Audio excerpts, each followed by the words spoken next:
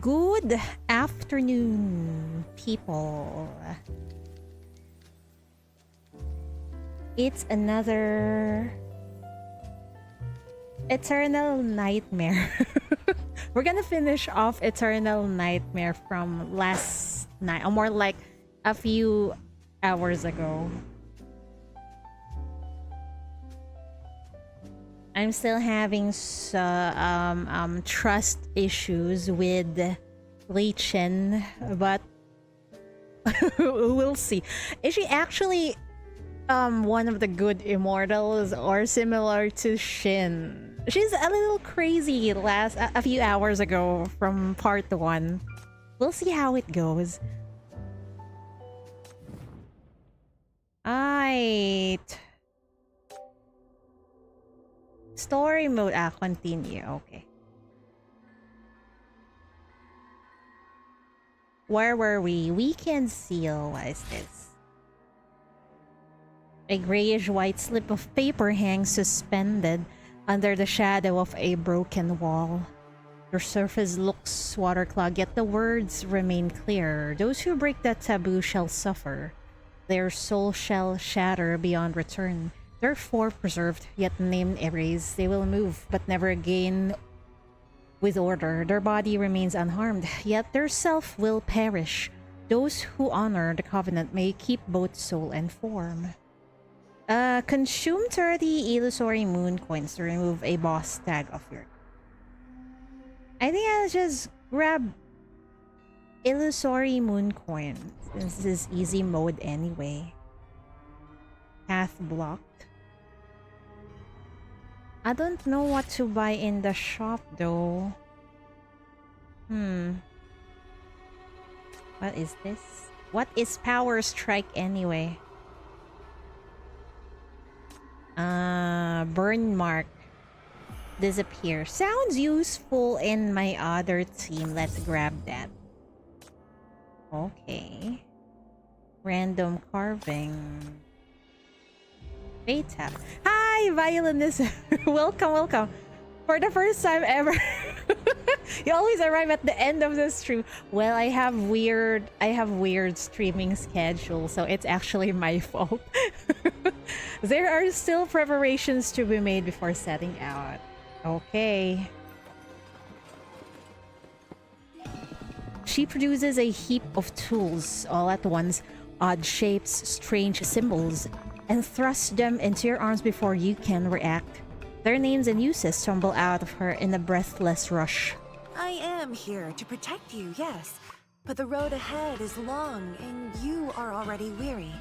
If your eyes grow heavy and you slip into slumber, only to wake in the void of yin, well, that would be rather troublesome for me, too. We cannot have you walking in empty-handed. Preparation is key. Here, take these. Why, thank you. It's as if she's telling the chief to be useful. The first thing she places in your palm is a small jade fish. Smooth and cool. So cool it reminds you instantly of her fingertips. Jade isn't it supposed, if you wear a jade, isn't it supposed to protect you from bad luck, I think, if I remember correctly. This is a yin-yang fish pendant. The yin half goes to you, the yang half stays with me. Okay. This way, I will always sense where you are. If something stirs, give it a shake, and I will pull you back. Okay, that sounds useful. Here, take this gourd as well. Something small is sealed inside. When you need it, pull the stopper and it will shield you. Do not worry, I have trained it. It listens. Oh, and if the yin energy grows too heavy, take these elixir pills. A few when you are well will not hurt. They stir the blood and mend the flesh. Just do not overdo it, or you will burn from within. Oh, I almost forgot the most important thing. A phone with exaggerated solemnity. She produces her terminal, lights up the screen, and waves it before your eyes like a sacred offering. Are we supposed to take it too? I think Lichen corrupted form is prettier than her human form. I gag at the CGs. They are so good in this event. I bought all the CGs in this event. I use Hypercube to buy them because everything looks good. I cannot stop myself. I also like Lichen's corrupted form, but she is also beautiful in her non-corrupted form. I'll keep that in mind. But don't give me everything. You need to keep some for yourself. I'll be careful there. Besides, if all else fails, I still have the copper coin. At this, her brow furrow and she bites her lip. I mean, you are not wrong, but that old coin can only flip up or down. It's just a rigid and dull thing that cannot answer the hard questions. Use my Zway Diviner app instead. Are we supposed to trust a phone and a scam app? See? On one hand, an ancient relic. On the other, modern high-tech. Clearly superior, would you not say? Besides, you told me yourself, young friend, that I'm the reliable one. I guess so, okay. But this thing isn't even connected to the internet. How is it different from a paperweight? Exactly. Unless you can use the app without an internet. I don't know. Does that work though? You glance down at the armful of paper talismans and treasures she's pressed upon you and decide to keep that thought to yourself. Instead, you accept the terminal now sealed with one of her papers and hold it carefully.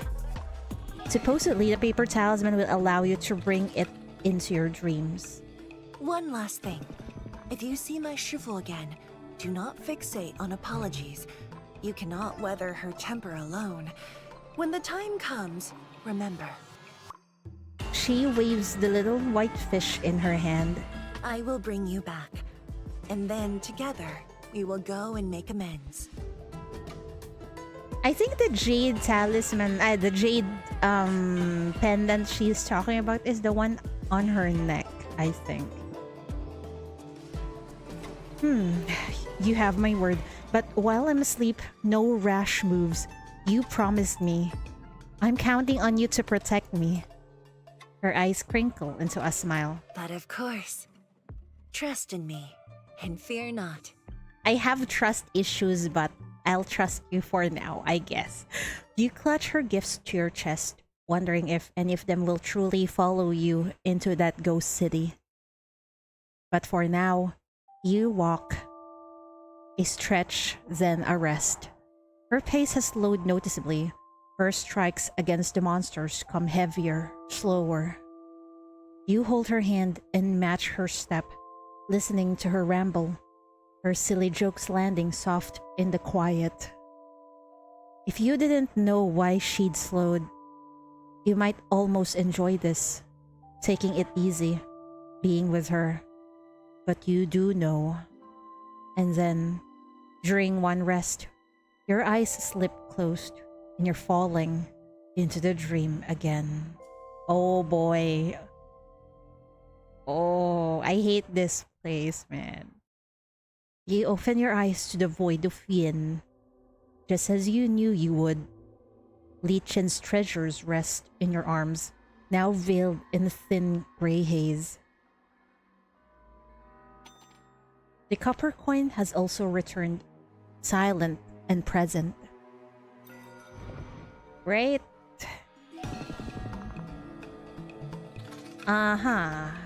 Unknown destiny. After crossing the stone bridge, surrounding mist is no longer in a ghastly white and instead shimmers with an eerie blue hue. Numerous glowing dots suddenly emerge from the void beneath your feet, like a school of bioluminescent fish rising from the depths. One of them trembles as it swims towards you, letting out a faint whimper. You instinctively grip the copper coin in your pocket. It turns scalding hot immediately, as if issuing a command. Do not listen, do not look, do not touch. Communicate with it. I think it will decrease our sense, so I will follow the copper coin's advice. You avert your gaze, ignoring the fish's play, and briskly walk past. Having lost its purpose, the fish circle in place a few times, its glow rapidly dimming until it shatters with a sharp crack into tiny crystals that scatter across the ground. The woman leading the way ahead falters in her step, standing still for a long moment. She does not look back, only bowing her head slightly, as if to mourn yet another soul lost in the sea of obsession. Aww. Her VA is more VA. Oh, they sound exactly the same. Maybe just the style of talking is different. No wonder Lichen's voice gives me a sense of doubt. Probably because it's similar to Moore's, I think. Keep following. Mania exoskeleton. Enemies within a 3x3 square around. Own summon creatures. 100% more damage. Not that useful, but okay. What is this? You find a crowd of revenants at the street corner. Their mouths remain still, yet you feel their voices stab into your mind. Red light flares from all directions as they swarm toward you. It seems they have noticed you, a living being.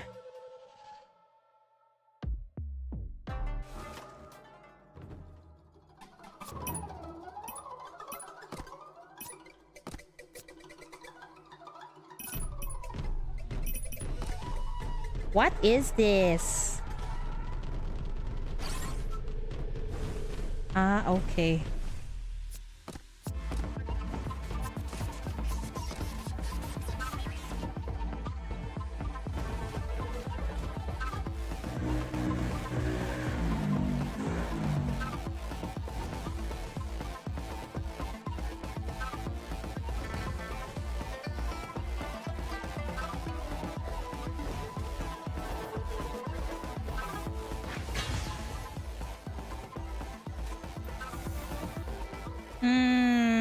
Magic penetration. I think I'll go with this.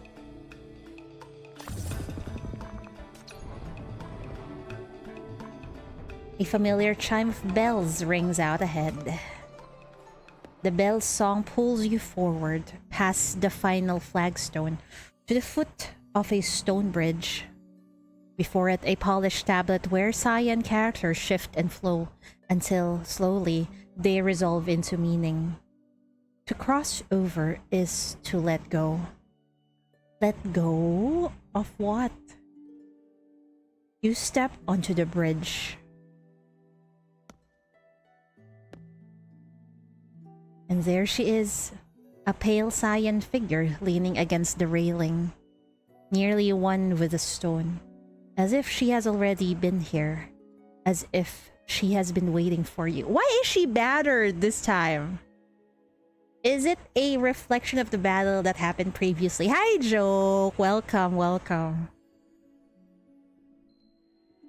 You're close enough now to trace the embroidery on her clothes, but the bell's chime doesn't grow clearer, only more fractured, more scattered. No Nikkei story later.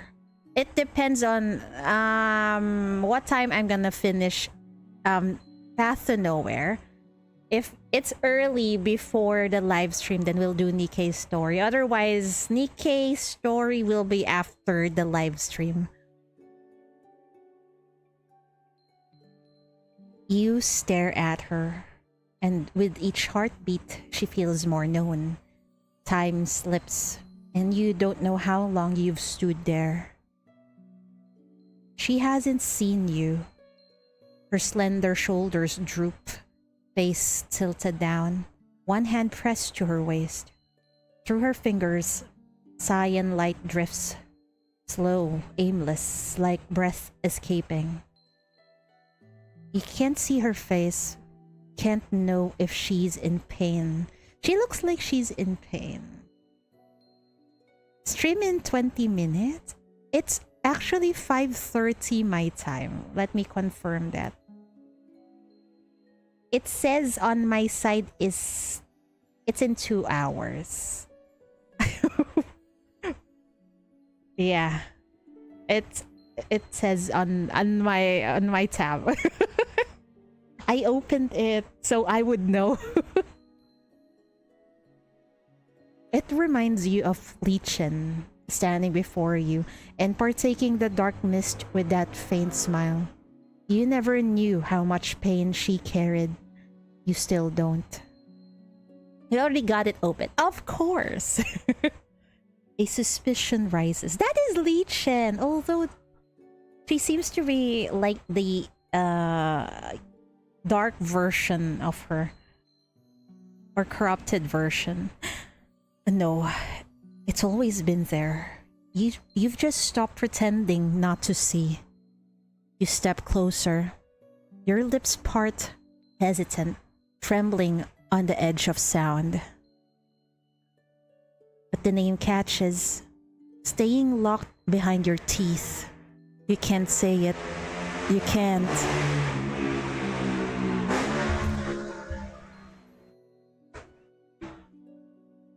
She only turns her hollow mask just slightly toward you.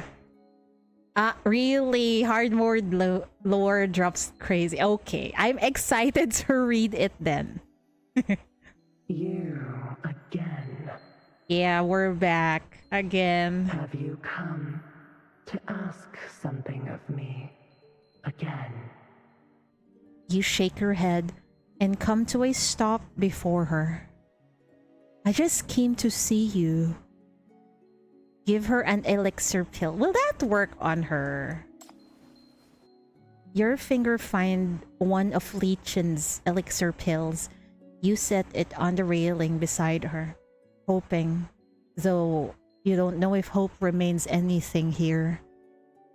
If just looking at you counts as a favor, then if you need it, consider this payment.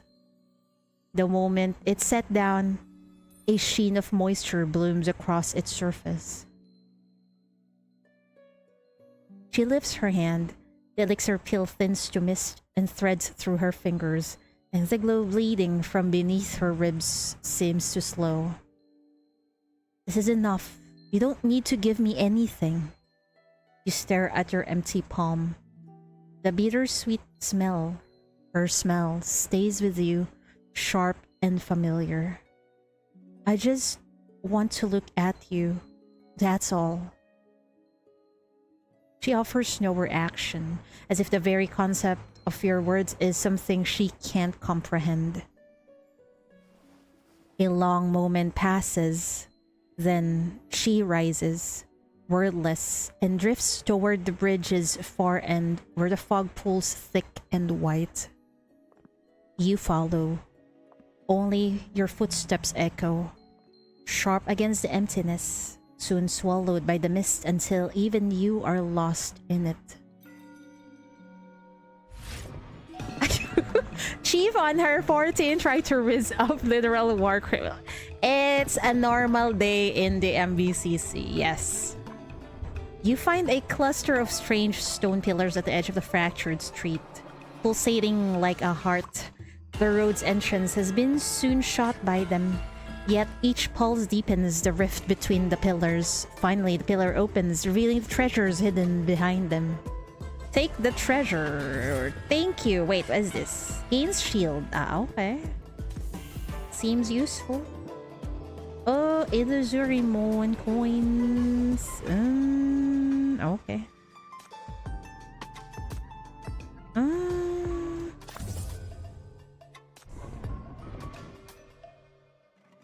Wait, let me... Oh, great. I cannot use this. It's fine.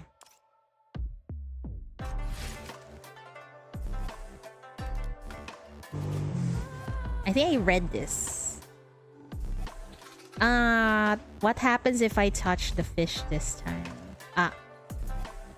You reach out and touch this iridescent fish. A sharp, piercing pain transfers from their forms to you. You recoil with a cry, releasing them involuntarily. Your fingers now covered in iridescent wounds. The woman walking ahead merely glances back at you in silence and continues forward as if nothing had happened. Okay. At least I got some coins again. We'll just heal and recover. This one heal. Okay. Soul carving.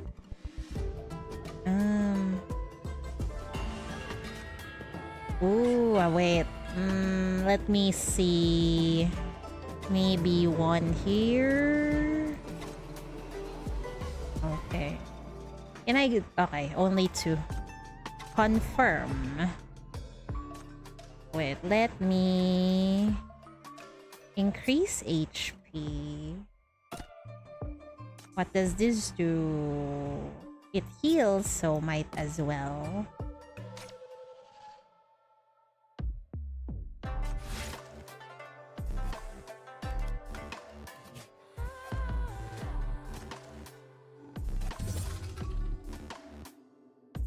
Summon a crossbow to attack.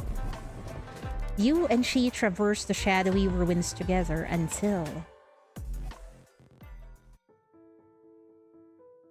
Chief taking reforming criminals to new level. Some of them we just cannot... we cannot change them anymore. Like in the previous Eternal Nightmare, that Lady Shin is crazy. That... we cannot save her anymore. It's hopeless. Wait, hold on.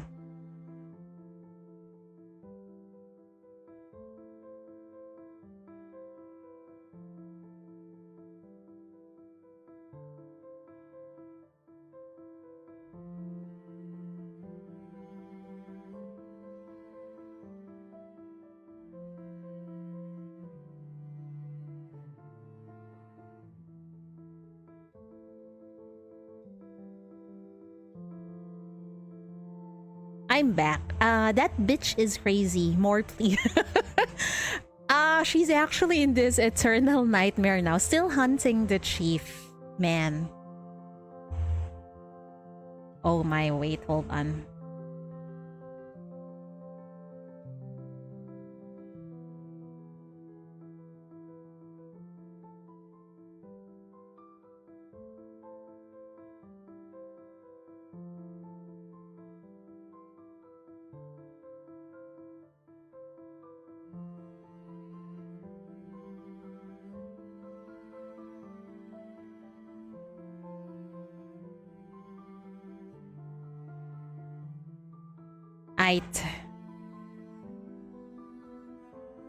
You follow, then the path simply falls away, and your footsteps vanish into a silence so complete it seems to swallow sound before it's even made.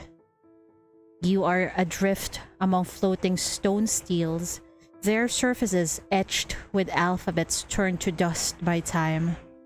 She glides ahead, a fixed point in this formless place. She never turns, never questions your presence, and truth be told, the reason eludes you too. But deep within the question, fragile as a held breath, is beginning to form. Will you let it surface? Or does the greater terror lie not in breaking the rules, but in what the answers might reveal?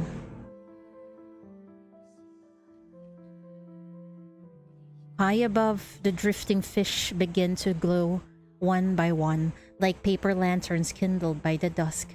Their song follows, long, plaintive notes that hang in the air like a farewell. Then, her voice returns, soft at your side. No joy nor grief finds release. Bitter lament stretches long. Pale phantoms drift into view, their forms frozen in gesture of grief. Some prostrate, others hunched as though bearing the weight of the sky. A few bury their faces in their palms while ash and earth slip through their fingers like hourglass sands. Others cradle small brittle bodies, limbs as thin as winter twigs. This place seems to be in so much pain and agony. Their anguished wails rise and become rain, a gentle drizzle that passes straight through you, leaving only a chill behind. You cannot understand their words, only to see rolling green hills stretching endlessly toward a horizon that offers no solace. Beneath them, new graves are heaped upon old layer after layer, so quickly that even wild grass cannot take root. She moves ahead. You quicken your pace, watching her. Her mask betrays nothing, and yet, with each phantom she passes, her head droops a little lower, as if bearing the weight of every single one. Alas, for years misspent, obsession clings, stubborn and strong. She reaches for them. Those monstrous fingers extend with impossible tenderness, and as they do, tiny embers kindle across her body, drifting from her skin and floating toward the specters on the wind. One by one, all that sorrow and anguish begin to recede, flowing away like water. Soon, a river stretches between you and them, wide and deep and ever onward, carrying their grief into the distance. Something tender swells in your chest, a feeling that presses against your ribs, urging you to weep.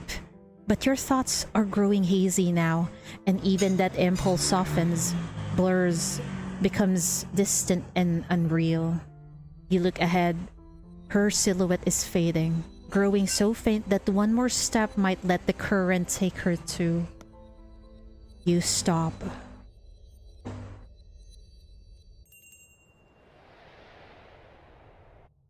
She finally turns to look at you, her lips curving into the faintest of smiles. Fear not.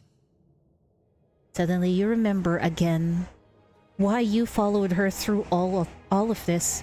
The question that you have been wanting to ask. You reach for her, the blood-red hand, the same one that once dealt you nightmares. You grasp for it now, but your fingers, human fingers of flesh and bone, pass through her palm like smoke. Her hand rises, and she traces a gentle arc through the air. Wow. Ashes of a bygone dream. A single lamp illumes the vein. How many CGs was that? I think that we got 3 CGs in just this one scene. To be honest, I disagree. The whole Shin is pure evil because she has some twists throughout about helping people to ascend to higher than humans. So she doesn't even think that what she did is bad. Well, I guess it depends on whose point of view you're talking about. Probably to other people who've experienced abominable things that she have done, then she must have looked evil. But probably on the point of view of Shin, what she's doing is actually for the sake of mankind. Even though it cost people's lives at the end. Old friends, scattered and lost. A solitary form, wrapped in pain. One by one, the swimming fish gathers around you. They press close, their forms warm and luminous, encircling you in a silent embrace. This fleeting life now ferried o'er. The mortal realm fades from thought. Hand in hand, I bid thee farewell. From my home, forever I am brought. Gently they lift, carrying you away from that river woven from sorrow and death. You instinctively reach down, your hand grasps at emptiness, trying to hold onto something, but then, from the air behind you, a muffled voice drifts forward. From dreams deep return. By light's edge, the gates unseal. From dream's deep, return. By light's edge, the gates unseal. Wow, it feels like even this corrupted not Yugu, corrupted Lichen is actually helping Chief get away from this nightmare. Unlike Cab or Yugu are fully aware that what they did is bad, did it anyway for their own enjoyment. So I think Cab and Yugu are the worse than her. I guess so. But for me, I think they're on the same level. Because for Shin, regardless of human lives, regardless of human lives, she will do whatever she wants to ascend into a higher being or help humanity ascend into a higher being. But you still have questions for her, questions that only she can answer. Questions you would pay any price to ask. Questions worth bearing any curse. What is this? Why is it censored? The words leave your lips, and the last fragment of your sanity scatters like ash in a wind you cannot feel. To cross over is to let go. Your broad... Why does that sound like... Chief seems to have this feeling of attachment with this Lichen. That's why she keeps on getting in and out of this nightmare. Are you telling me in order to cross over, Chief needs to forget about Lichen? We'll see if that's the case. Your body grows even lighter. You drift upward, reaching, grasping, but your fingers close only on scattered fragments of light. The fish talisman slips free from your arms, swimming through the air toward her. Her mask turns slightly, tilting as if to welcome its return, and in that instant, finally, you see the eyes beneath it. They are not the eyes of a monster, not the eyes of a vengeful spirit, just Lichen's eyes. Those eyes watch you as you rise. They grow smaller, more distant, but they do not look away. The light around her dims. She stands like a tall, slender steel, merging into the boundless void in the shattered garden of stone that surrounds her. That is the last thing you see.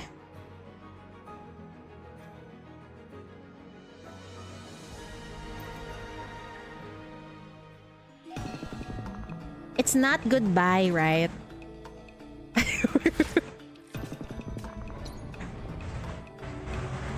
The darkness is shattered by incantations once more. From dreams deep return. By light's edge, the gates unseal. From dreams... Oh, you're finally awake. Settle!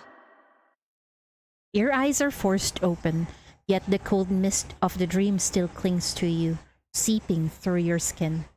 Only when something pokes your forehead again, insistent, familiar, does consciousness begin to trickle back. Lichen is right there, her eyes meeting yours.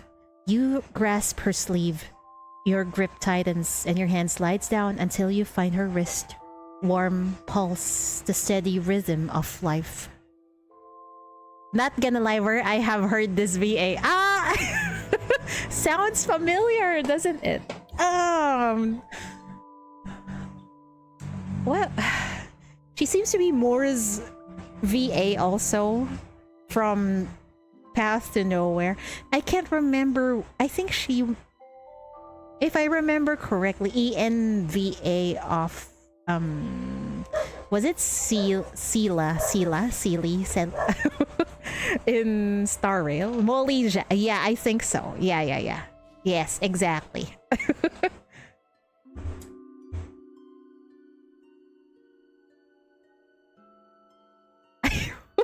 You watch so much stream. Yeah, no wonder you recognized her.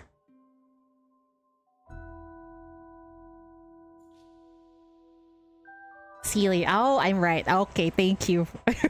But it was actually Violinism who said that she sounds like more.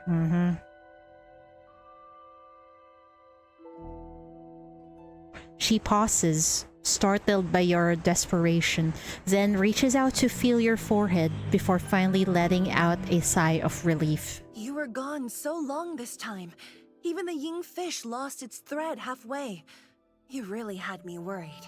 We were just with you, the other you. What happened? How should we tell her? She looks you up and down, but can't find what she's searching for. I think it should be fine. I found your Shifu. It was just actually her. When? Did she do something to you? She was actually nice. She didn't hurt me, but the little fish swam over to her, so I don't have it on me now. I was afraid she'd try to keep you there again like last time. You shake her head. I didn't ask anything I shouldn't have, so she didn't ask anything of me. Well done, young friend. Smart and steady. That puts my mind at ease. But how did the yin fish end up with my Shifu? Did she subdue it, or...? It's because it's you. It's you, just a corrupted one. I still don't know what happened. Why that happened. Given where things stand now, can we still use the young fish to trace it? Seeing you safe, she relaxes, shoulders softening. Then, as if flipping a switch, she resumes counting on her fingers, muttering under her breath. Her face cycles through expressions, puzzlement, concentration, and the occasional furrow of deep thought. You watch her for a while, taking in her ever-shifting yet radiant expressions. At last, you break the silence. Lichen. I don't think I know you as well as I should. Tell me about your Shifu. To be honest, my memory is a little blurry. I wasn't that old when she left, and it's been so long. What I remember best is getting scolded whenever I got into trouble. I am grateful she predicted the perishing star, though. I didn't believe her at the time, but she kept me pinned at home the day of the nightfall. At least that spared me the worst of it. Oh, did I never mention? Shifu is actually a distant relative of mine. The Tianyi sect, family business. Kept behind closed doors, just between us. Eh? Family business? Lichen winks at you. You open your mouth to speak, but the words catch in your throat. It takes a moment before you finally manage to ask. Did it hurt? Letting her go? It was all right. Grief comes, grief goes. Those who seek the Tao learn to let go. Every year on her death anniversary, I bring some treats to her grave and let her have a sniff. Filial enough, I think. As for mourning, I'm nothing compared to her fans online. Honestly, I think Shifu suffered more from her prophecies than anything. When the perishing star came and she lost her mind, in a way, it was a mercy.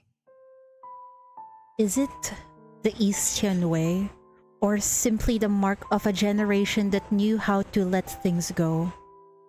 Life and death and parting, she touches each one with such gentleness, such ease, as though they were ordinary as morning light. And suddenly, your own sorrow feels like a stone you have carried too long. I thought you couldn't let go. That's why you pushed yourself to come here, to bring her back. Your words amuse her. A soft laugh escapes, And then she's sweeping you into her arms, holding you tight. Her hand finds your hair and ruffles it with reckless affection. You were worried about me? Oh, you. Such a good kid. So precious. She is such an sassy onesan. Why do I feel like there's like 15 people at VA for like 90% of a cast anime gacha with US locally? Maybe they share the same VA company. I don't know. A talking fish? What? Hey, stop messing my hair up. After a bit of playful tussling, she finally stills, but she doesn't let you go. Instead, she draws you closer, tucking you into her arms for warmth. Her chin comes to rest atop your head, and together, you gaze out at the hazy ruins in the distance. This is such a warm scene, you know, just hugging close, hugging each other. I mean, Lichen hugging the chief and then looking out at a desolate landscape. Truth be told, my Taoist arts aren't all that refined. My divination's barely accurate. I prefer the odd and unconventional, all in good fun, never digging too deep. Forget comparing me to Schruffel. I might not even outdo that copper coin of yours. Oh, that's her VTuber. That's why. A talking fish. That's why. It was only after the perishing star fell that my hodgepodge arts slowly started working. More convincing by the day. Okay. More people came seeking help. Bit by bit, I actually became a proper Taoist. Okay, it seems like she doesn't know that she has been also infected by mania. Because she says here, it was only after the perishing star fell that my hodgepodge art slowly started working. I'm assuming after that she became a sinner, but since back in the day, they still don't have classifications for it. So she doesn't know. She thinks it's like an art, a mystical art or something. Was it the shift in the mania field that triggered her awakening? Her mania power? Though she'd probably never heard of it. Exactly my thoughts. Because the perishing star changed the Tao of heaven? There's a theory that says the great calamity threw heaven and earth out of balance, yin and yang in chaos, evil spirits running wild. That's what gave my unorthodox methods power, enough to overwhelm the orthodox ones. There's some truth to it, but it's too stiff. I don't care for such a lifeless explanation.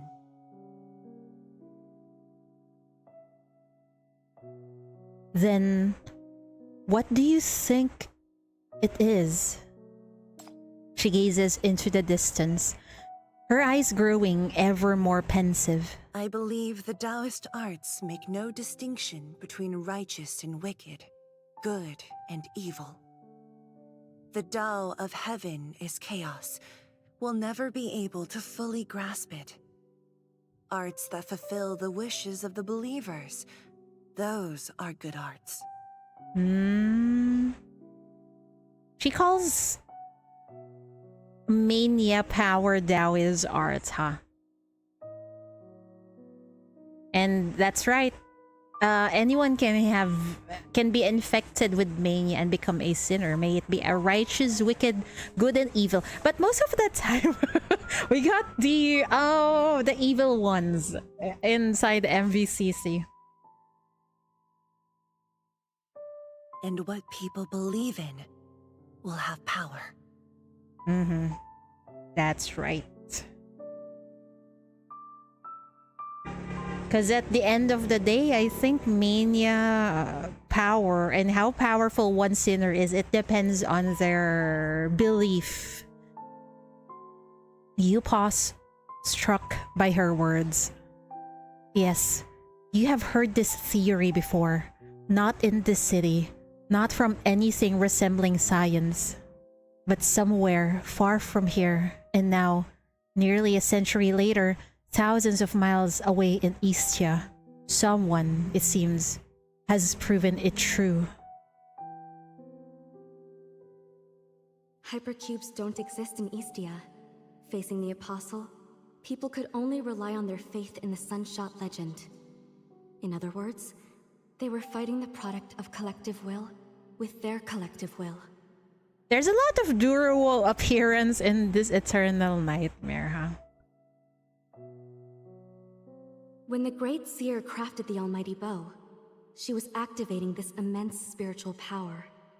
No matter how many times she failed, she always had that faith. This, Yan Yan is surely capable of.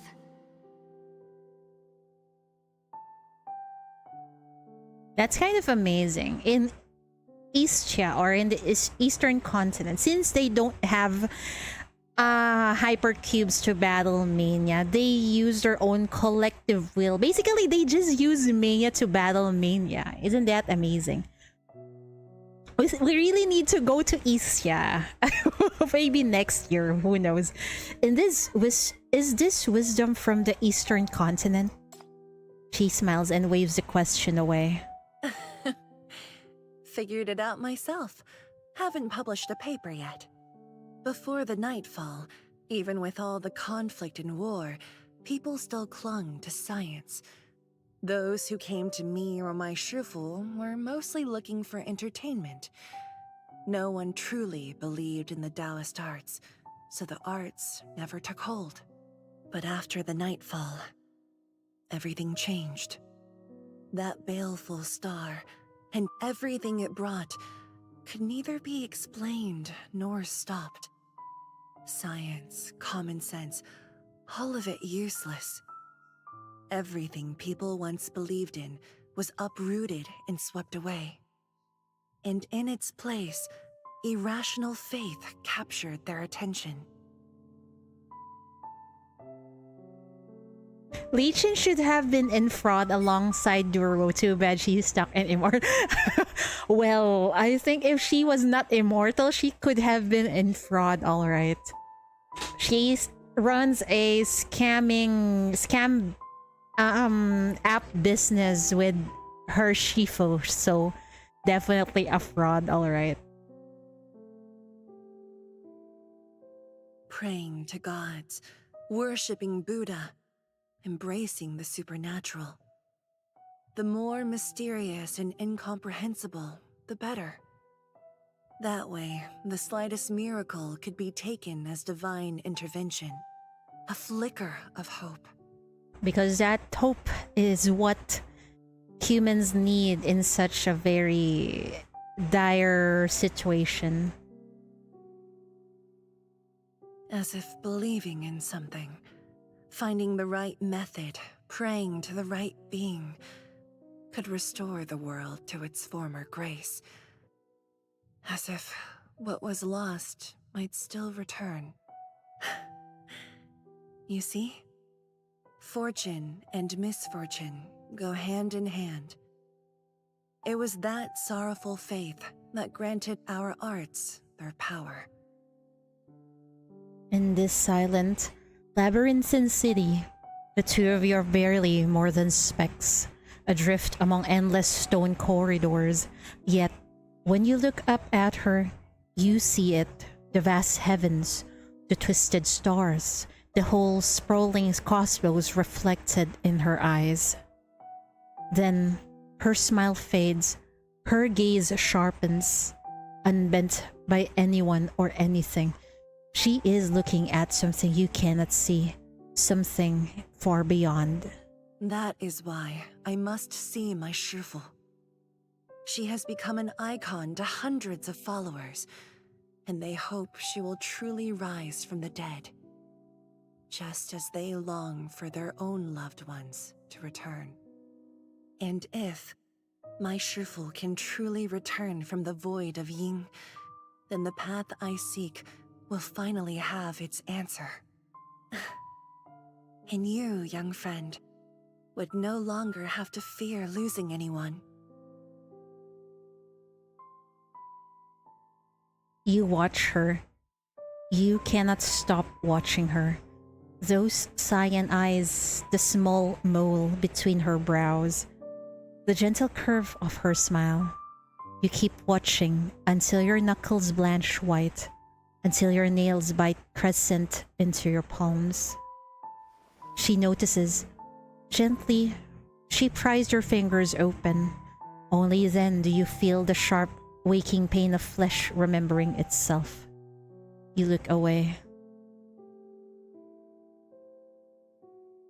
The place you're going is really dangerous. Aren't you afraid at all? It's too dangerous. It's really dangerous there. I don't want you to go. What if you run into something even your divination can't foresee? Cross each bridge as it comes. I've studied so many mystical arts precisely to have more ways to handle situations like this. No wonder her other form in the other nightmare is called obsessive Lichen. She's so obsessed with, meeting her Shifu again, but it really feels like she have clung so much on a dead person that she really needs to let go. What if those don't work either? Then I'll adapt and wait for the right moment. The path will reveal itself when the time comes. I'm patient. I can wait for my chance to act. What if the path never reveals itself? What if you actually die this time? What if all your resolve means nothing? Your barrage of questions comes like stones cast into still water, but her smile does not ripple. Then that too shall be my destiny. A fate I've sealed with my own hands. As if sensing the weight her words would carry, she pulls you closer the moment she finishes speaking. Still smiling. It's not so frightening, really. Don't let appearances fool you. This humble Taoist is more meticulous than she seems. I've made all the necessary preparations. Look. She is so pretty. Every time they show us their smile, every time Path to Nowhere shows us the immortals smiling peacefully like this, shit is about to happen, man. Oh my god. She tucks a strand of stray hair behind her ear, and in the same motion, an Eastern rune drifts lazily through the air before hooking itself onto her earlobe. I wonder what it means though. With her peculiar arts, she has made herself a curious little earring. Artifacts, talismans. I've got plenty more on me. Enough to save my life several times over. And with you, my auspicious star by my side, everything will be just fine. Hi, Andre, welcome. Once I meet my Shifu, I'll kneel and pay my respects properly. While I'm at it, I'll put in a good word for you. We really just can't stop her, huh? Because it already happened, man. You've helped me so much on this journey, young friend. Perhaps you could earn yourself the title of honorary disciple. Then I would be your senior. She beams with pride, tilting her head to invite you to touch this little creation of hers. Her smile is radiant, like sunlight breaking through a century of clouds, warming you where you stand. A moment you will carry forever. It's always like this. Yes, you always remember our immortal's beautiful smile like this. But you don't reach out. You don't dare. You fear that the instant your fingers meet her, she will dissolve. That the boundary between dream and reality will shatter, and you will fall back into that other space, that other time, so recently visited, where you truly touched something, and it was not this. Man. You have reached out before. You have truly touched her face. In the depths of that lonely darkness, the sensation traveled through your fingertips. Cold, rigid, immovable, and pierced straight into your heart like a shard of ice. It could only be the body of someone long dead. A hollow shell, her soul long scattered, held together only by runes sprawling across her form. Dark Eastern Taoist arts pulsing beneath the skin. You know who cast the spell. Only one person would be so arrogantly trample the boundaries of life and death. Only one would so cruelly enslave the remains of the departed. Only one would so mercilessly deny even herself any peace. You know what your palm touch was real. You know this is how her story ends. And yet, the questions only multiply. How did it come to this? Yeah, that is my question the entire time. Prepare for a Star Rail anniversary patch. Good luck. I'm preparing for Nikkei 3.5 anniversary. And also Path to Nowhere 3.5 anniversary. Was she lost in the ruins? No way forward? No way back?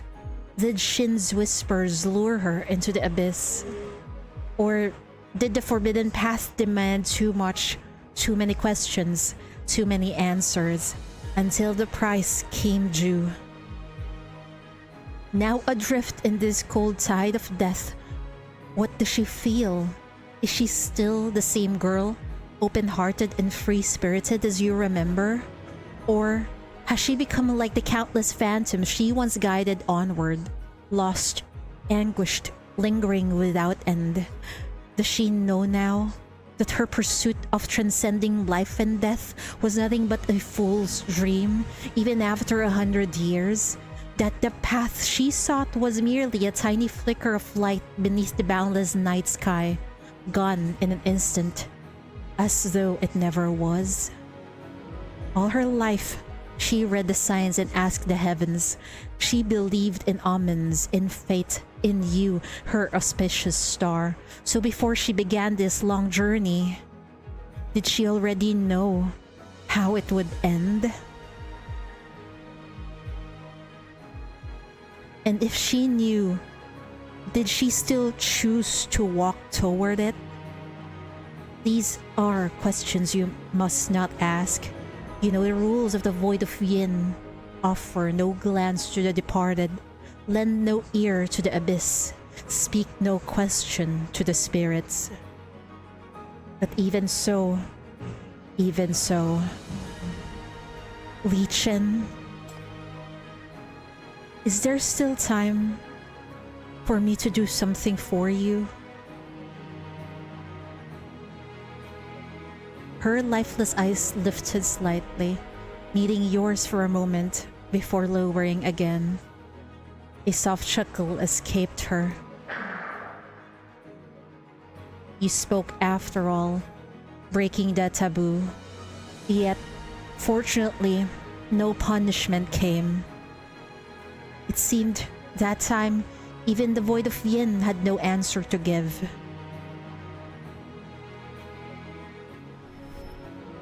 A cool breeze sweeps through you, clearing the haze from your thoughts. You come back to your senses just as Lichen shivers before you, her eyes lighting up. This is peak CG, it is. Although it's quite tragic, because she seems to be endlessly suffering in that place with no escape at all. Also, it seems like that part earlier was the question Chief asked before she got transported back to reality.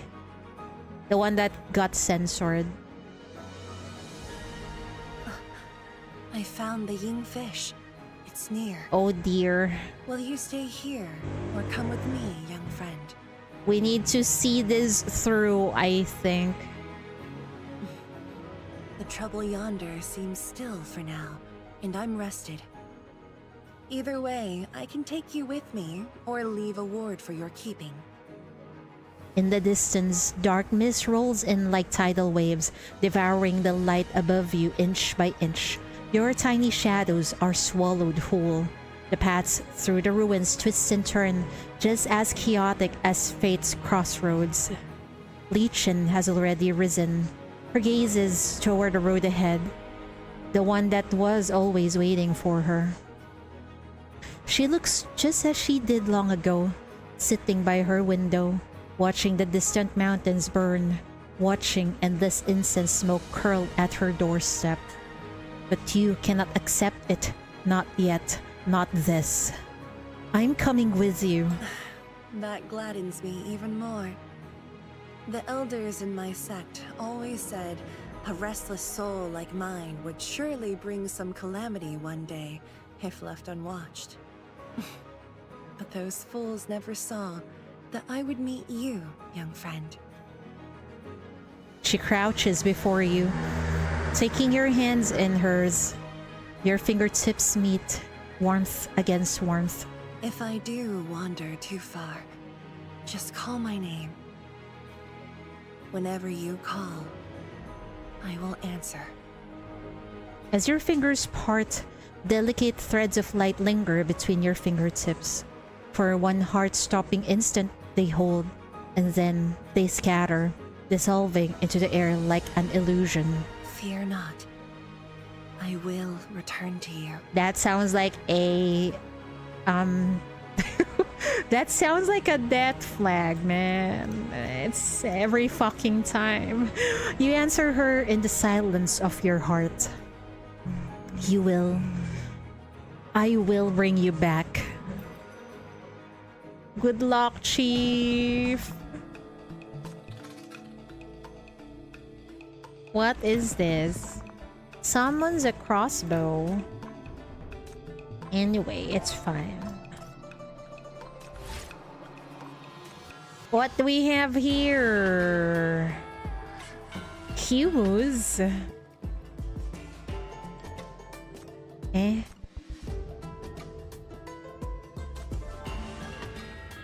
Crossbow OP? Really? Okay.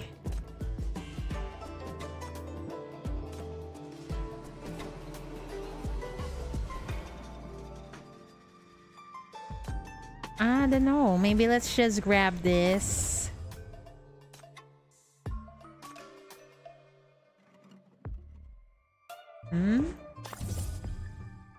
Anyway, if we collect these things...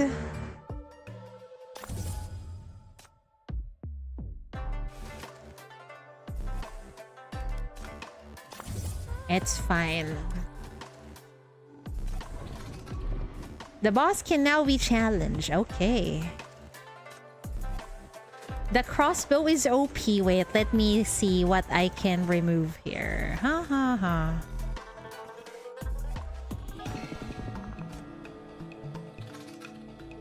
Maybe we'll just use this one instead.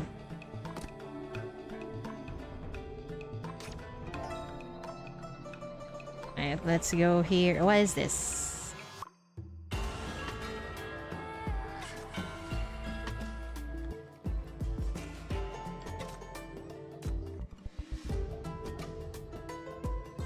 I just... wait. Uh-oh. I think I did something wrong, but oh well.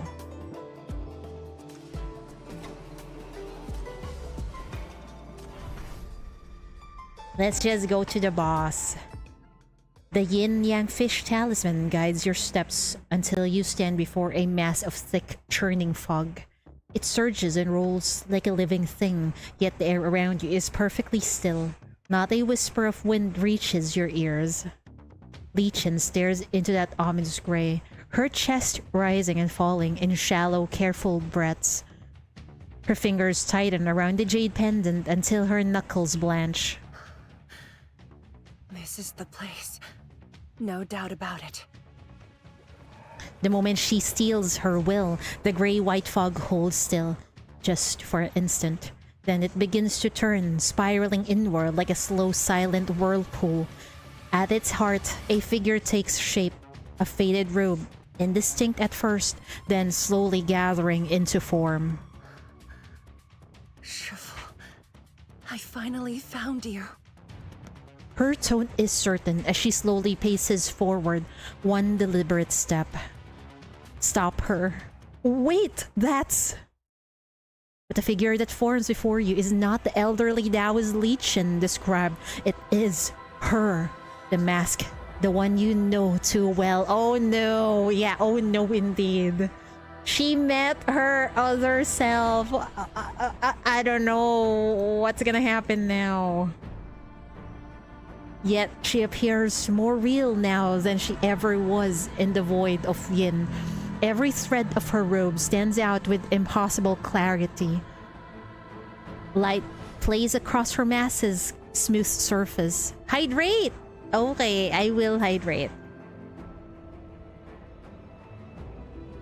Thank you for that. You are not seeing her. She exists within your consciousness. In an instant, the silence shatters into 1,000 whispering fragments, broken prayers tumbling from unseen lips, each one burning with fevered devotion.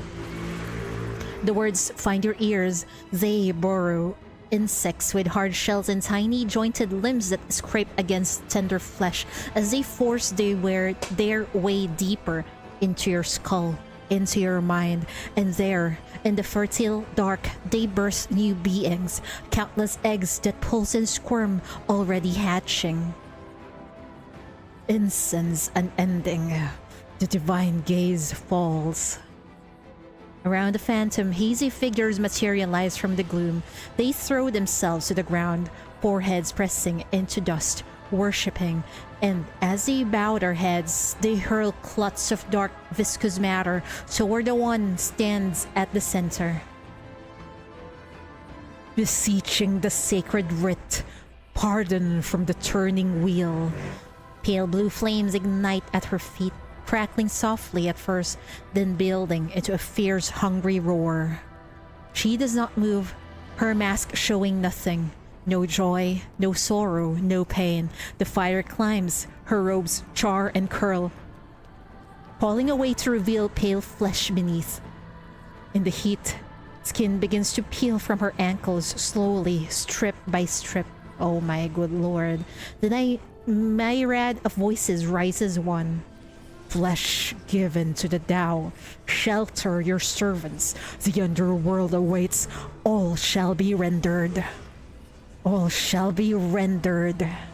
No, no. Don't go. That's not... You open your mouth, but all sound is swallowed by an overwhelming hollowness. The phantom lifts her masked face just slightly. Around her, the devotees freeze at the blue of worship arrested mid-prayer. Then, in emotion, two synchronize, their faces turn to find you. What shit? What the fuck was that? But they have no faces. These are indeed the arts of the Tianyi sect. Step back, young friend. Can she not see that it was her other self? Is it only us who can see it? Let me handle this. Oh boy. We must defeat the obsessed Lichen. Oh, aight.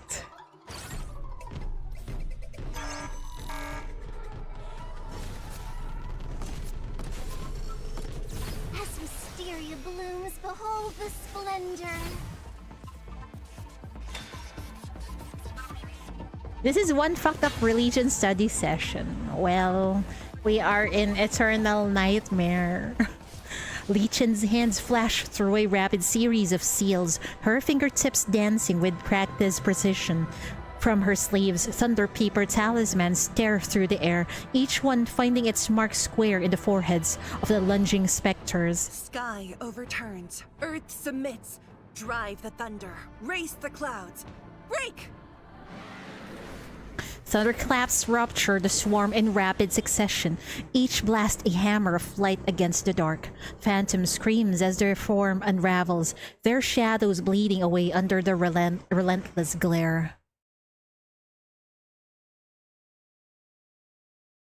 When the last echo fades, only the acrid scent of scorching remains, hanging heavy in the air. Sparks of lightning, scattered and dying, flicker one final time before surrendering to the mist. Oh shit. Lichen stands frozen, her chest rising and falling in quick, shallow breaths. At the far edge of her vision, the figure waits, still, shrouded, writhed in thin mist. Her throat moves, a swallow, small and quiet, then a step, another. Her fingertips meet the mist. They gray instantly, as though the color itself is bleeding out of her. One more step, and she crosses over. One more step, and her wish is fulfilled. But every instinct in you screams, "Don't let them meet! Lichen, stop!" You grab her sleeve, mind racing for words to hold her back. But if words fail, you have one last resort, the prohibition. All this time, you've been drawing on the mania seeping from the void of yin, channeling power desperately to release the shackles, pouring everything you have into stopping her. And now, in a way you never wanted, your wish is coming true.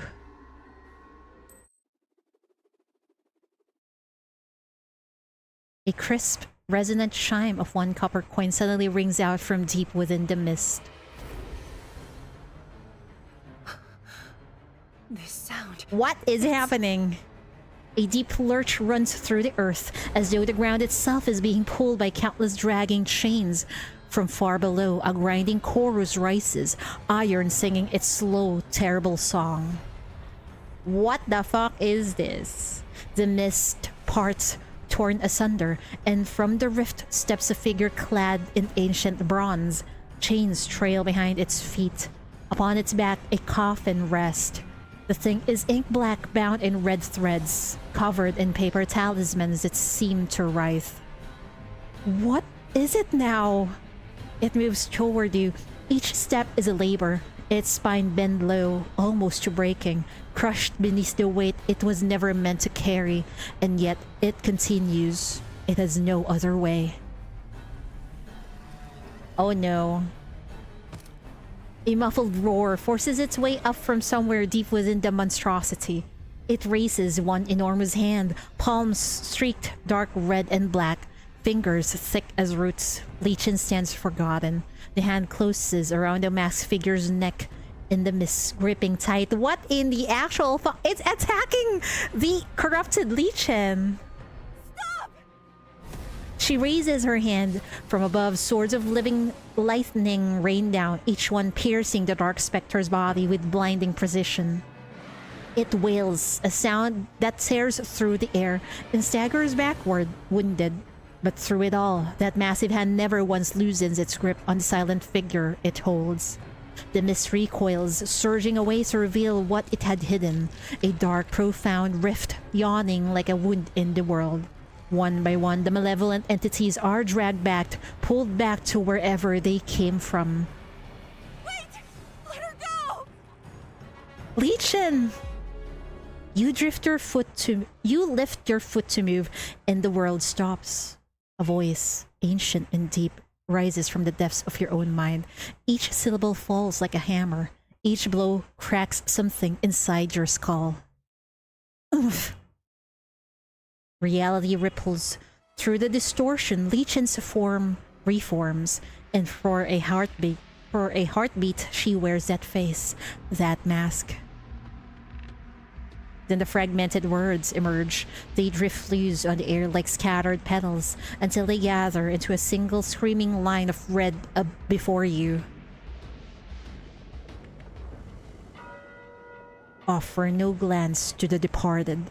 Lend no ear to the abyss. Speak no question to the spirits. What a fucking cliffhanger! Did they just merge or something? It looks cursed. Well, yeah. Gain illusory moon coin. Cattle the sinner. Maybe we'll just grab this.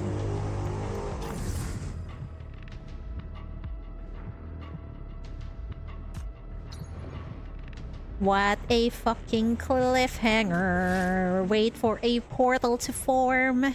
Wait, what do we need? I want a arcane. Oh boy. Ooh, hi Miss Vatter Blue. Do we have Yugu? I don't think we have Yugu in my team. Wait, let me see. It's gotten worse. Oh no. I have no choice. Go. Oh wait, Ignis has burn. Okay, she can be in my team. Put me behind bars. Oh no, it's locked. Oh well.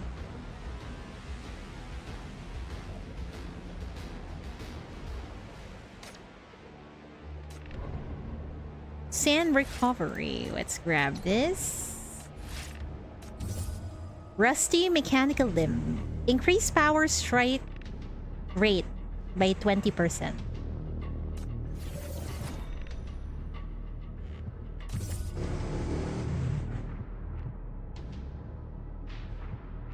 You decrease your crit rate, but increase power strike rate. What?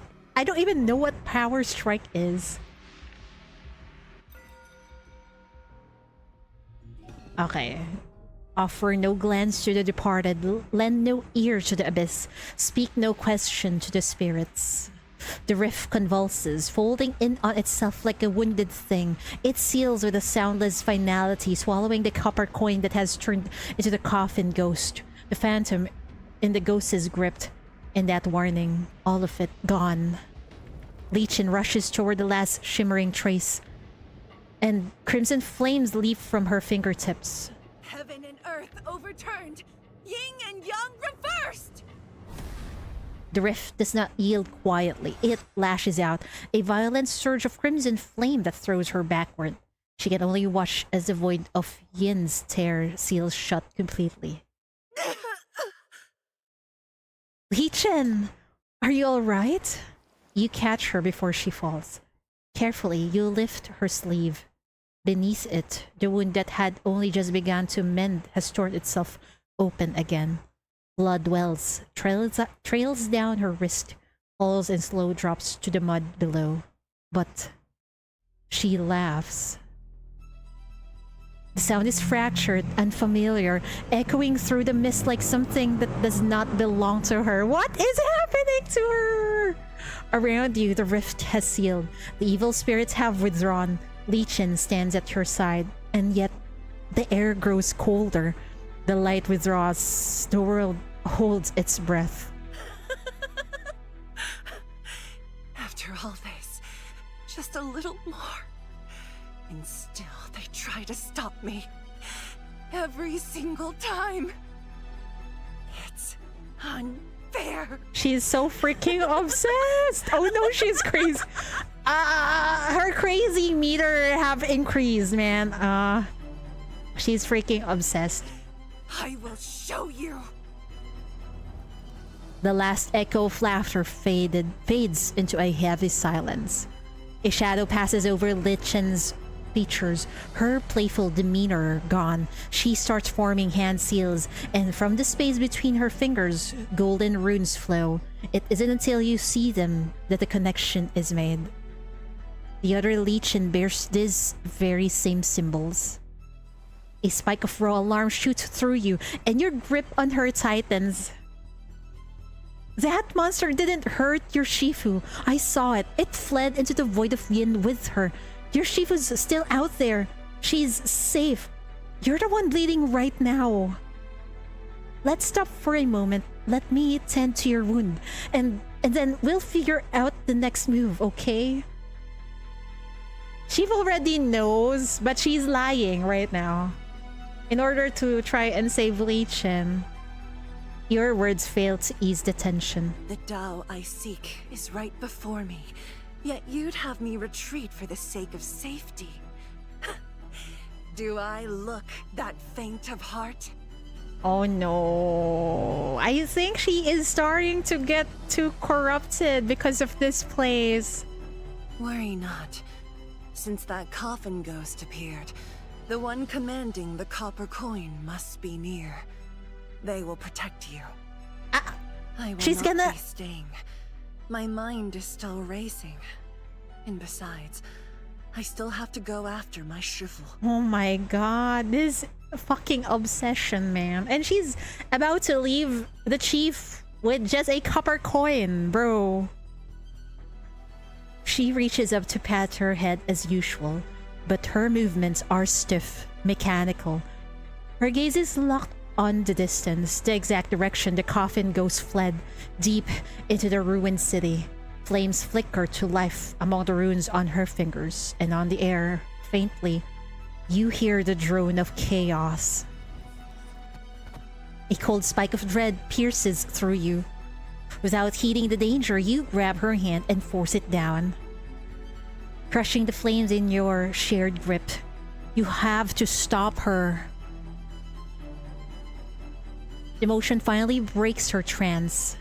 Slowly, she turns to look at you. Why are you still trying to stop me? We are trying to save you, dear lord. Probably that's what she gets for using Shin's influence as her guide. That's true.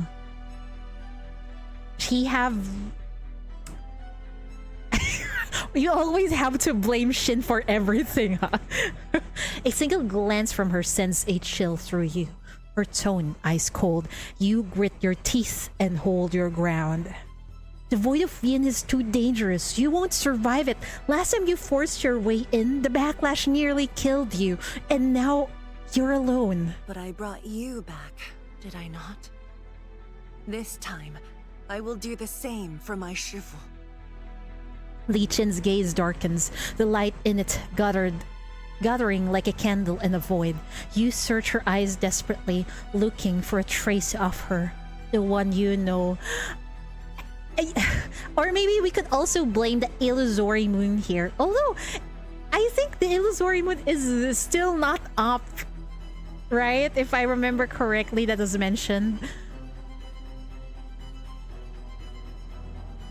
But that familiarity is a trap. It only shows you the other Lichen reflected in this one. The fearlessness and irreverence, the resolve and obsession, the wildness teetering on madness. They've always tangled in her, separated not by the barrier between the two worlds, but merely by a fleeting thought. You have to hold her back by any means necessary. You can't do this alone. I have to come with you. You grip on her hand tight and slowly as you channel your strength into the shackles. The mania here is too thin to summon the red spikes, but it's enough for her to sense something at work, enough for her to feel the strange, unusual connection blooming between you. This is... If we must tie you down with the shackles, we would. Seems like some kind of spell. It protects me from time to time when I'm in the void of Yin. Last time you forced your way in, you barely made it a few steps before the void's backlash tore into you. I panicked and somehow threw up this spell to shield you. You're deep enough in the craft, so you must have felt it, right? Without it, we'd probably both be dead.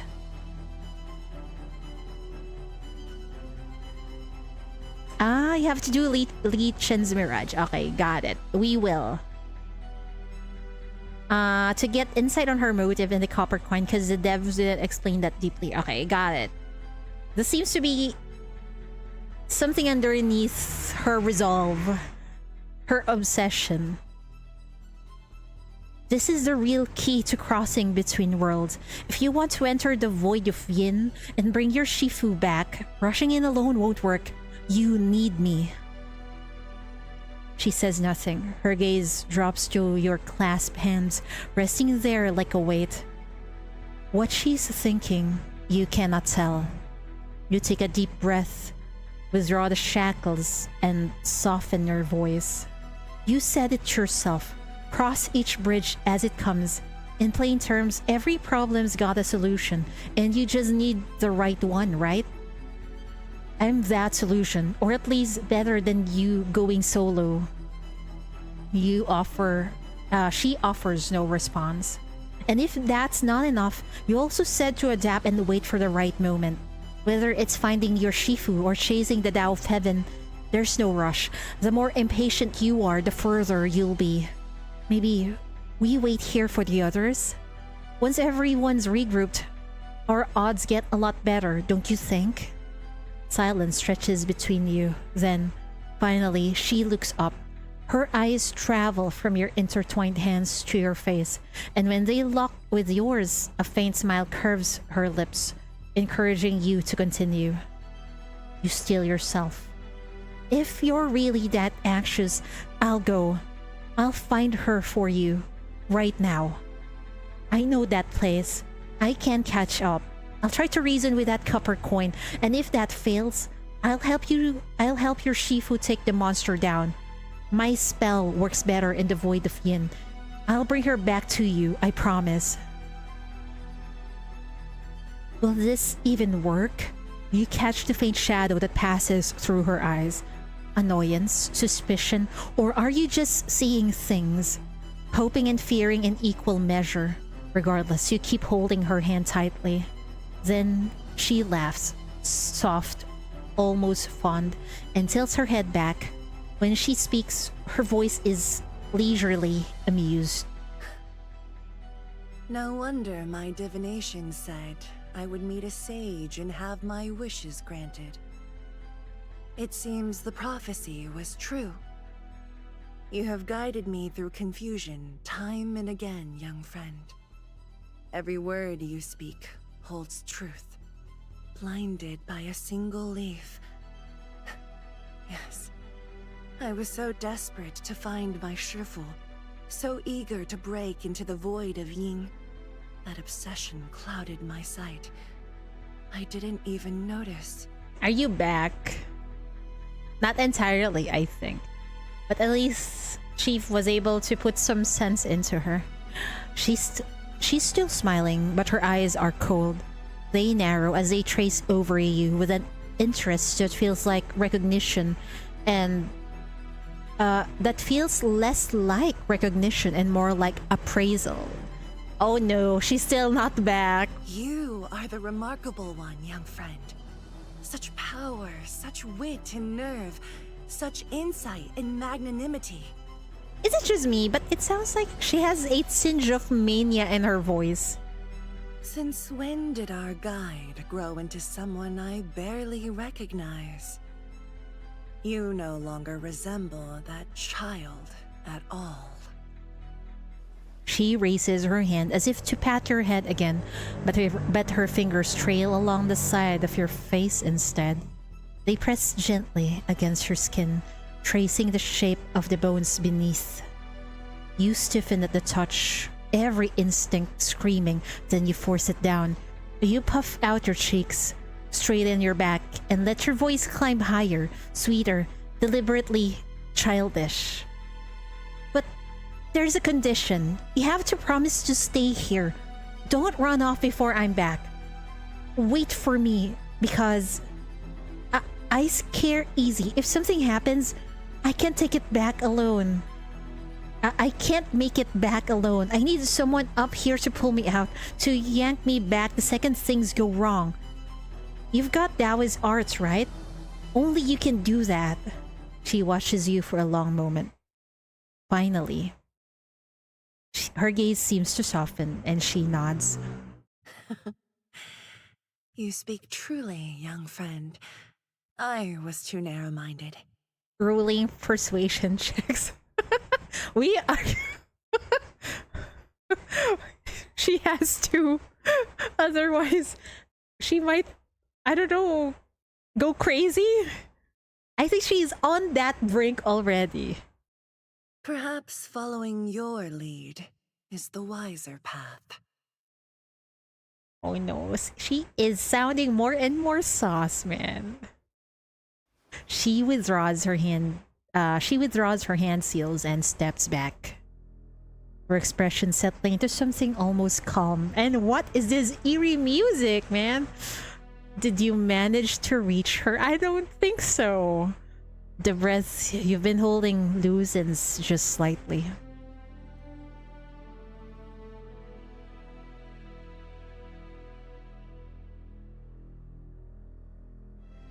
You wanna watch? I wanna get Lichen for her lore, but 3.5 anniversary is there. I will read her Mirage. Okay, I'll wait for it. Wait for it. I will do my best to read it. Sadly, I have not prepared a thumbnail for it for today, but we'll see if I can do it later. This is for the best. She has to stay behind. If she ventures deeper into the void of Yin, she'll only break more rules without a second thought. That place belongs to the dead, governed by the rules of the phantoms, and if something happens to her there, you can't foresee the consequences. That uncertainty is what truly terrifies you. This is for the best. Lichen understands now. She can't go alone, and once you leave her sight and head in, whether you find the copper coin, the coffin ghost, or the other Lichen, you'll deal with it. Instinct screams beneath your thoughts. You must not let the two Lichens meet. No matter what. No matter what! Man, you figured it out. You have a plan. Then a finger presses against your chest. Its tip blazes, heat scorching the entire index finger red hot. A vermilion rune materializes from thin air, slamming into you like a brand. It merges within your flesh, sinks deep, and leaves no trace behind. What was that? Was Lichen putting on a curse on Chief? Because what the hell is that at her back? This is a protection talisman. Are you sure? Keep it close. The enemy you face this time is no small matter. With this, I can offer you some safety for a while longer. Just as I did before. You open your mouth to ask, but she reaches out first. One finger presses gently against the space between your brows. Then, the world bleeds away, slowly sinking into darkness like ink spreading through water. Are you sure that's protection? Go now, young friend. That looks like a fucking curse. I will be waiting for your answer. Also, this Lichen sounds much more eerie. In this vast expanse of nothing, her cyan eyes remain fixed on you, watching, ever watching. Man, what was that? Sinner! Apparition! Recruit a sinner! Ooh! We got Zero who can actually core break. Maybe we should get her. Keep it down. They can't catch me or see me. Told ya she should have been in fraud. Only look Yeah. into your eyes. Your heart is the only place I want to be. Man, oh man. I don't know. She scares me. Shin is scary, sure. She's way on top. But what is this feeling of unease? There's a feeling of unease with Lichen.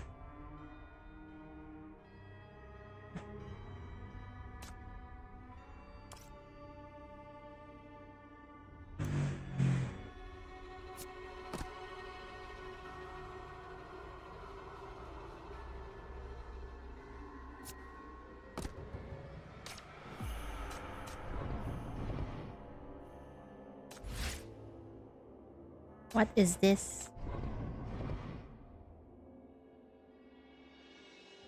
Have we feel ease with literally anyone? There are some sinners that you just feel at ease. But like in Eternal Nightmare, Pilgia, Hestia, Vanilla, I think prior to Shin, everyone is okay. You don't feel this unease. But when Shin came and then this Immortal came, man, I just cannot trust them.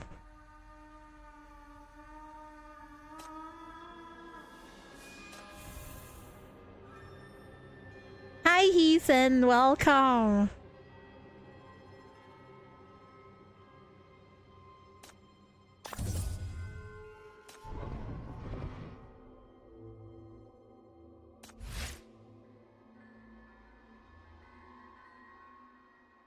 What's this? Hundreds of copper coins have arranged themselves into a towering wall ahead, completely sealing off your path. The terminal in your arms emits a sharp burst of static, and a program we've never seen before appears on screen. A pitch black Bagua array.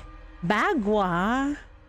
And it's black? What the fuck? You sense some arcane power driving it, and an inexplicable incantation surfaces in your mind. Thunders shattered, Earth's divine flames blaze the heavens. Where God's might reaches, none may remain. Maybe recite the mantra. Oh, not here for lights. Okay, we'll be catching them all. Okay, thank you for dropping by, though. And honestly, I love that Chief is having trust issues after she met yeah, exactly. After really Shin, you just cannot trust anyone in the expedition team anymore. Is PTN ported to PC yet? No, are you still on emulator? I'm still using an emulator, sadly. I really think it should be ported to PC because I think the necessary storage needed to play this game just keeps on increasing. Do they hate money? Probably. How past the lesbian go? Having trust issues once again. What's this? Oh, where were we? Perhaps this is the last bit of magic Lichen left within your terminal. Afterwards, the device, now without network or arcane power, goes completely dead. No matter how many times you tap it, there is no response. Sin limit is increased by 15. Oh, I like this.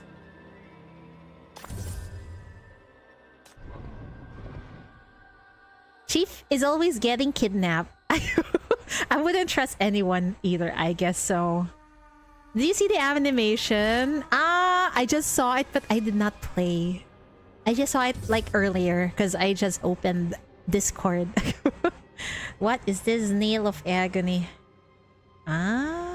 Fires one immediately. It seems very pog. Wait, let me use that instead.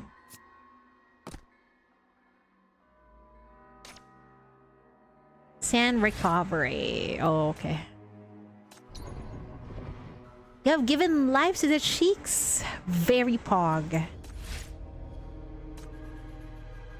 Oh no, what is this? Heartbreak. We don't have enough. Endura, Catalyst, Sinner are present. Less damage. Do we have a Catalyst, Sinner? I can't remember. Maybe we'll just ignore this.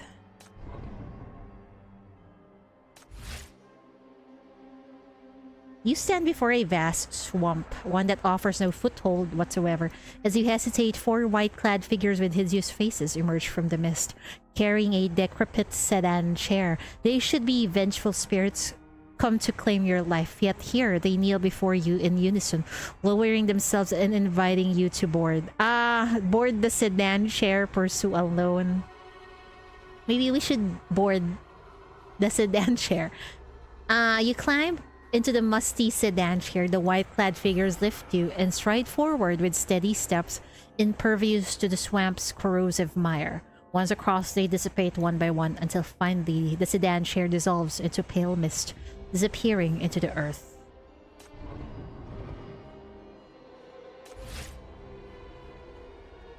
As you pass by a collapsed temple, a stone lion that once did nothing more than stare at passerby in silence suddenly springs to life. Greenish blood tear streams from its eyes as it opens its maw full of crumbling stone. It clamps down on a giant copper coin lunging toward you. The coin vibrates violently in the lion's jaw, emitting a hum. There is a piercing crackle as it grinds its mandible, committed to crush anything that blocks your path. Chief already has trust issues since she was awakened by suspect. I think Chief was so naive in the earlier part of the story, like a child. But nowadays, there's always trust issues. Let the lion crush the copper coin. Save the copper coin. What happens if I save the copper coin though? Oh no, enter battle. Oh shit. You want to hear what the copper coin is trying to say. An attempt to make the stone lion release its grip. But the lion is completely fixated on the giant coin and you realize that you can't reason with it. Left with no other choice, you attack the stone lion, trying to stop its frenzied assault. I should have just let it crush the coin.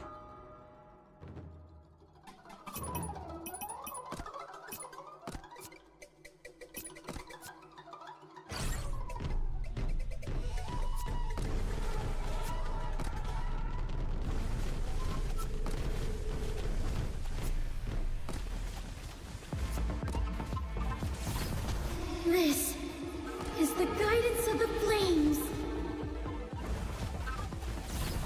This is the guidance of the flames. This is the guidance of the flames.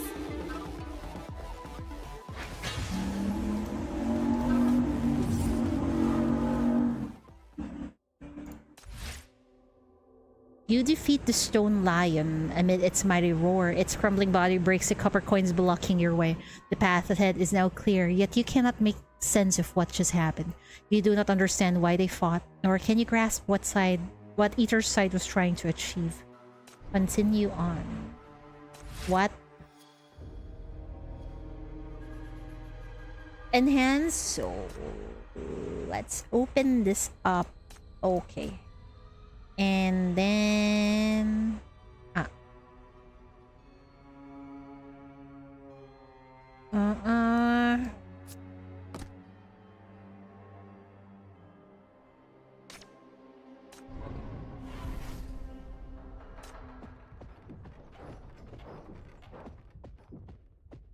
The coffin ghost never looks back, only a relentless sprint forward. Its claws strike the ground like iron hooves. Each impact sends a low tremor shuddering through the earth. On the coffin board strapped to its back, faint runes writhe and ripple in the dappled light. The ground beneath you appears deceptively solid and flat, yet every step you take sinks into a wet, sucking mire. It slows your progress, a sickening familiarity to it, a phantom pain from Maria City. Could the boundaries between the realm of Yang and the void of Yin have warped and merged again? Once more, that cold, dark voice echoes from the depths of your mind. Fragile minds trace and retrace boundaries. It's Shin again! But boundaries are just cages the weak build for themselves. Cast off fear, transcend limits. Then reach the end you seek and see what's been hidden all along. Shin is still out there trying to lure Chief to come back to the origin. Man, you refuse to dwell on those words any longer. Gritting your teeth, you call out to the coffin ghost. You don't have to run. I'm not your enemy. I just want to confirm something with you. The coffin ghost hesitates. Its footsteps falter, and it begins to turn. Then they strike. Huh? Shadows lunge from Lichen's gourd, paper figures springing to life. You snatch one from the air, it right in your grip. A crimson gash splits open across its face like a mouth, and it clamps down hard on the webbing between your thumb and forefinger. What in the actual... Is it eating chief? Ooh. At a sharp pain, you fling it away. Your skin isn't broken, but the sting pulses with sickening reality. More of them cling to the coffin ghost like a swarm of leeches, shrieking as they tear into it with frenzied hunger. No, stop! The ground rights beneath you, gripping your ankles, pulling you down. You fight to tear free. Ahead, the coffin ghost buckles, its spine bending. Why is Lichen attacking this? Twist. Merge. Reshape. Yes. Yes. To be bound by form is to never taste that supreme sweetness. Shin is having the time of her life. She sounds like she's about to cheatery-gasm, I think. Ugh. Until with an agonized howl, it snaps. A gale of fury explodes outward, mad with pain. The monstrosity swings its iron chains wildly, friend and foe forgotten. You dive. A strike clips past you, smashing the earth into a deep crater where you just stood. The near miss is enough. Lichen's gifts ignite. Talismans and implements rocket from your body in a blinding cascade, hurling themselves at the shrieking ghost. It meets the assault head-on. Crimson flame blooms across its form, consuming it. It charges toward you, then a leap. It hangs, suspended mid-lunge, as if something has caught it by the throat. Below, the ground has given birth to something dark. Arms of black mire coil around the coffin ghost's leg, anchoring it. Yeah, we love Shin, even though she's so messed up. The sludge stretches, thinning grotesquely as the ghost thrashes. Within that straining darkness, you swear you hear it. Ghostly wailing, muffled moans, yet the grip holds, relentless and iron. Could this be Lichen's doing as well? Huh? The hesitation costs you. The coffin ghost whirls its arm, iron chain screaming towards your face. Dodge. You brace for impact, knowing you won't make it. Instead, your body folds in a sharp drop that shouldn't be possible. The iron chains scream past, grazing air where your nose just was. You didn't move. Something moved you.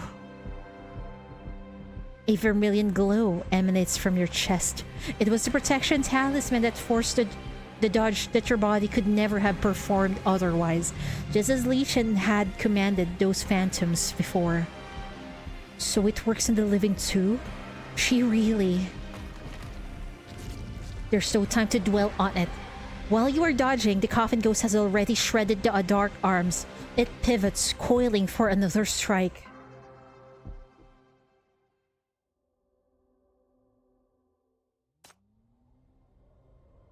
What's the boss? Unsealed Calamity. Ah, wait. I can also You don't use have to worry, this.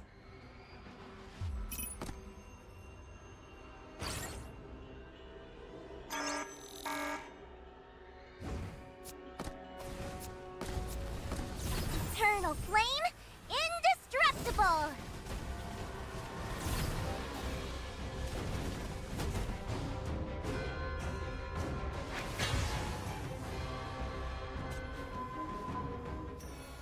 The charm Lichen gave you erupts with blinding golden light, slamming straight into the ghost. The black coffin strikes the earth with a thunderous crash, sending dust spiraling into the air. The coffin ghost dissolves with its form unraveling into nothing. One by one, the red threads fall, crumbling to white ash before they settle. When the air clears, only a single copper coin remains, lying still in the dust. You pat yourself down, All the artifacts and talismans Lichen gave you has been destroyed in the battle. Even that terminal screen is nothing but static now, truly reduced to a piece of scrap metal. Perhaps that's a mercy. You step forward. The silence wraps around you, deep and watchful. Only the soft scrape of your shoes against the ground. Now it's just us. Can we talk for real this time? You bend down and pick up the copper coin. I'm not here to speak for her. I didn't come to demand you return. I didn't come to demand you return anyone. The opposite, actually. I came to the Void of Yin alone because I didn't want her meeting the one you just took. That thing. You rub the copper coin between your fingers. Its surface still feels cold against your fingertips, yet devoid of any presence. Is it still resisting you? I've never thought of you as an enemy. Every time I've walked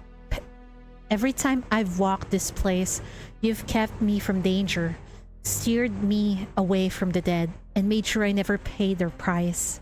And of course, one of them is Lichen. That Lichen wandering the Void of Yin. Is that what she's becoming? If she keeps walking this path? That's why you tried so hard to pull that Lichen back? You don't want her to end up like that either, do you? Toss the copper coin. A familiar crisp clink rings out. For the first time in a while, it lands face up. I see. Something's clearly wrong with her. A broken taboo. She forced her way into the Void of Yin to find me. Didn't realize she was being corrupted by its power. And if the two of them met, the one here and the one out there, that makes things even worse, wouldn't it? Who is this copper coin? Is this actually the Shifu that they were talking about? The copper coin lands face up once again. So my instincts was right. But now what? Now what? What is that phantom? Why does it exist beside Lichen? You flip the coin again. It wheels through the air, turning over and lands on its edge. What's stopping you now? Did I break another rule? Is this not something I'm allowed to ask? Or do you not know either? Then let me ask something else. What are these places? The realm of Yang and the Void of Yin. Lichen called them reality and dream, but it's more than that, isn't it? Everything I've seen in the Void, that is real too. You keep tossing the copper coin, but every question meets the same silence. Every answer balanced on a blade, refusing to fall. A wall that will not yield. There is one question buried beneath all the others. One question you cannot leave unanswered. Is there still time? Can I still bring her back? What else can I do? This time, more than ever, you need it to land face up. You need a sign, a simple yes. You flip the copper coin. It shudders in the air, and then its burnished gold surface flakes away, melting into a viscous liquid that drips down in eerie silence. It hits the ground with a dull final thud, charred beyond recognition. Face up or down, the question is meaningless now. It's just a lifeless object. Seems Lichen wasn't entirely right. Even in the Void of Yin, not all questions can be answered. The answer, it seems, is yours to find alone. A cold, eerie black aura seeps from the coin's remains and drifts forward like smoke. You follow its trail, and there, at the far end of your vision, lies the black coffin. The phantom that Lichen has been chasing rests within. The coffin sits ahead, shrouded in desolate silence, still as stone, like nothing more than an ordinary vessel for the dead. But you know what lies inside. The chase ends here. The path meant to transcend life and death the taboo that the living should never touch, and the one question only you can answer. Go check it out. Your footsteps echo in lonely solitude. No enemies block your path, no companions offer comfort, and even the phantoms have faded into nothing. No one remains to guide you. But perhaps the Lichen within is still as gentle as when she bid you farewell. Perhaps you could still ask her for help. As long as the power stops flowing, as long as it stays away from the living Lichen, you want her to be safe, and you're willing to pay the price. The question now is, what must you offer for her to accept? Move a little closer. You take another step. It's right in front of you now. The black coffin waits in absolute silence. Not a breath escapes, but you could swear you hear laughter, and your hand lifts toward it. You freeze. The rusted copper coin is still in your hand. You've been turning it over and over without realizing, as if seeking its guidance, as if replaying its warning on an endless loop. Offer no glance to the departed, lend no ear to the abyss. Speak no question to the spirits. But it's rusted through, rotted away. It can no longer guide you. There's no point in relying on it anymore. Throw it away. The copper coin clatters to the ground. This time, you don't pick it up. You step over it and press on until your hand finally rests upon the pitch black coffin lid. Incantations cover its surface, carved deep into the wood. Paper talismans layer over them. Red threads wind through the talismans, strung with thousands of cold copper coins, and binding it all together are iron chains as thick as a fist. That's one unsettling sight, not gonna lie. Layer upon layer, seal upon seal, together with a heavy lid, they press down on whatever lies within. Airtight, impenetrable, not a single crack left unsealed. Your hands find the edges of the lid. You begin to push. Push. A child's palm is thinner than the coffin lid itself. You barely stand half its height. Even with your adult body, you doubt you could move it an inch. Pushing harder is futile. Perhaps you should stop and think of another way. No. Who is this? The red line seems to be someone forcing Chief to do things. No, you can do this. You just used his very body to evade the monster guarding the coffin. Of course you can. Keep going. Oh no, something takes hold of you. An inexplicable confidence, a force not your own. Your arms grow warm as strength far beyond a child's capability floods through you. The copper coin and the coffin begin to tremble. They corrode before your eyes. Red threads snap one by one. The seals fall away. Push. Oh shit. I think that thing is sealed for a reason. You gather yourself and push. One final forceful shove. The iron chains that bound the coffin snap apart, crashing down, then crumble to ash in an instant. The black wood shifts, revealing a thin crack like a pitch black eye slowly blinking awake. Your mind buzzes. Another scene overlays your vision. Distant sounds flood your ears. The world splits in two.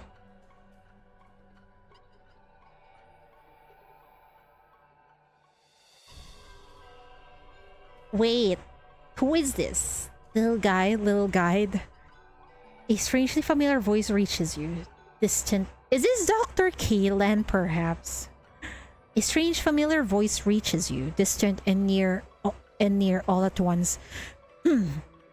Your vision swims, but you can just make out a young man with disheveled, slightly curly hair. He half kneels on the ground, cradling a child in his arms, gently patting the girl's face and calling out to her. Wait, that child is you. You passed out? Your consciousness entered the void of yin while your body remained behind?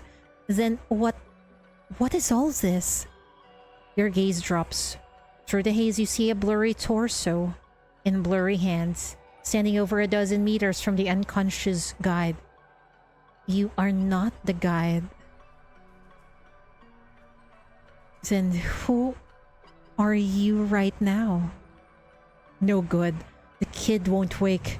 We've tried every path into the mapping layer. Her copper coins shattered. If Lichen really is behind this— What? Heck, wait! Lichen was behind all this?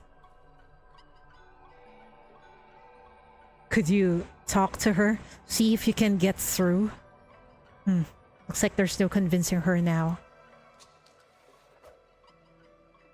The blade clears its sheath. Your attention snaps back to the scene before you. A figure stands between the two of you. Between the two and you. You cannot see clearly, only the tip of a sword leveled directly at you. And from the pommel, a copper coin dangles. It must be the one that actually guided us in the void of Yin. But who is he? What is going on? You open your mouth to ask, but the voice that emerges is not yours. A familiar one. Tossing coins like it's the holiday season. You think that will stop me? Wait, this is Lichen's point of view? Too late, old man.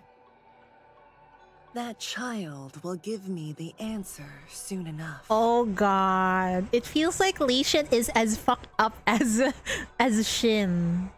We were deceived once again. Wait, you are? This question, too, never leaves your lips. Something tears you away. A violent force rips you from that body, hurling you back through the cold void, back before the black coffin. Your hands pressed against the lid, legs braced. Every muscle in your body is fully committed to prying it open. Something's wrong. Stop! Your body does not listen. It moves anyway. When you heave with everything you have, fire streaks across your arms, and your little hands shove aside a coffin lid many times their own weight. It slides off completely, crashing to the ground. You did it. Well done. Who are you? I already know who that is. That's actually Lichen. The curse she put, or the spell she put on Sheaf earlier, is the one controlling her. Oh, damn it. Why did we have to trust her? Oh god, no. Stop. Who are you?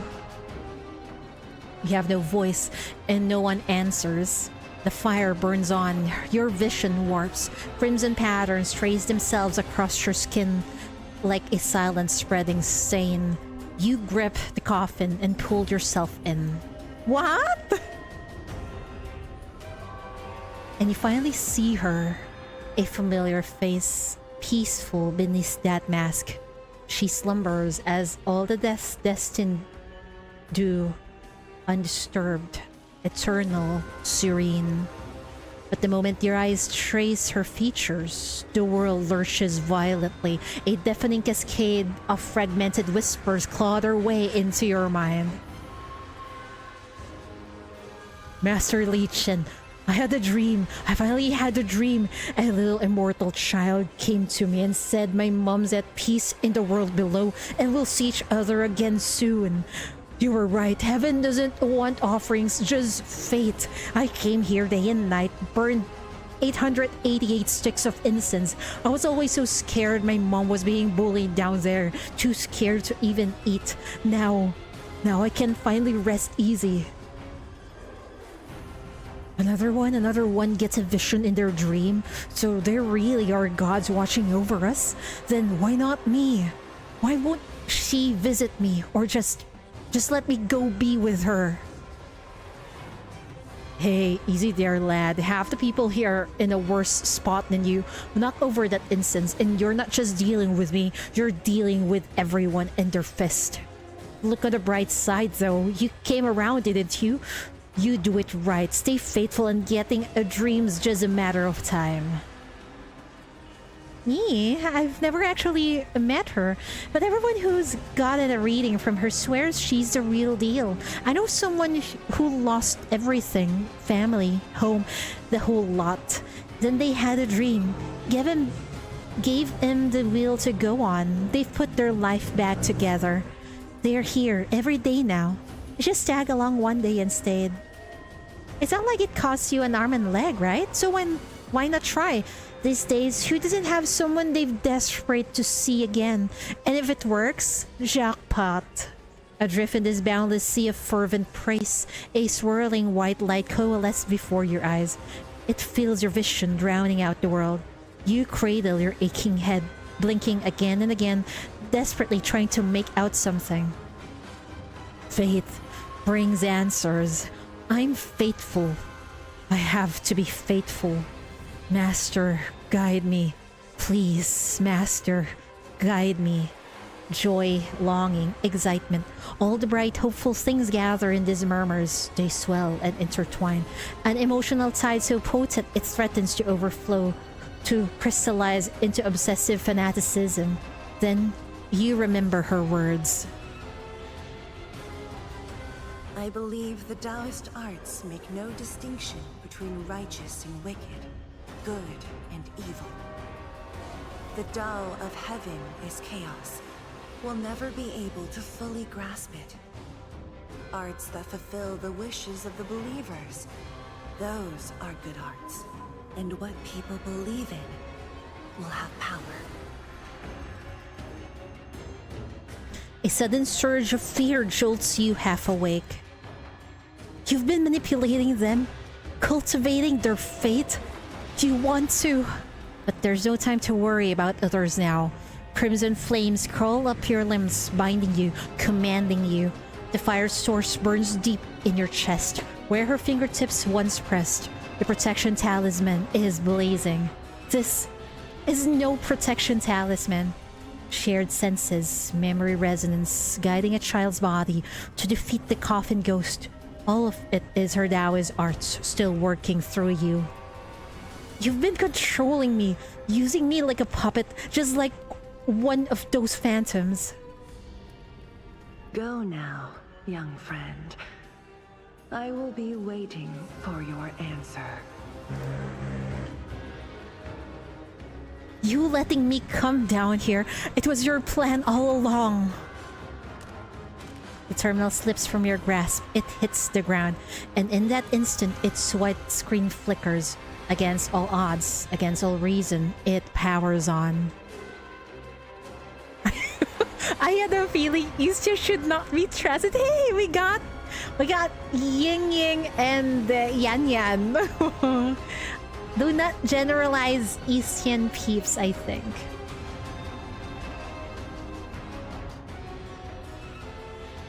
I have arrived in Maria City. Where does the thread of fate lead next? The hexagram is cast. Fortune favors your path. An auspicious star shall rise to meet you, one whose light pierces the void of yin. And where might this auspicious star now reside? Westward lies the meeting. New messages pop up on screen in rapid succession. This auspicious star you spoke of, her power runs deep, deeper than immortal hands should hold. She has worn a mask since the moment we met, has she not? No shadow darkens her intent.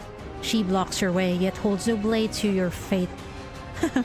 How gracefully you speak on her behalf. Still, I've worn my own mask. This child, I find myself quite fond of her game. Whether mortal or spirit, kin or stranger, whatever face lies beneath, in the end she will lead me to what I seek. Is that true? For she is, after all, my auspicious star. It is so. She knows, she has sensed what you hide, what you intend. Is that why she no longer holds back? Your body betrays you. It bends forward, stiff and unwilling, moving toward the figure in the coffin. Against your will, your hands slide beneath her shoulder blades and waist, lifting her body up. You know where you are taking her. You know. And the knowledge is a scream trapped in your throat. Resisting is like trying to hold back the tide. All you can force through clenched teeth is a handful of broken words. You can hear me, can't you, Lichen? Stop. Please, stop. That's not your Shifu. Bringing her out serves you nothing. No matter how you made your followers believe in resurrection, those who have crossed into the void of Yin follow a different Tao. What you seek, you cannot have. Offer no glance to the departed, lend no ear to the abyss, speak no question to the spirits.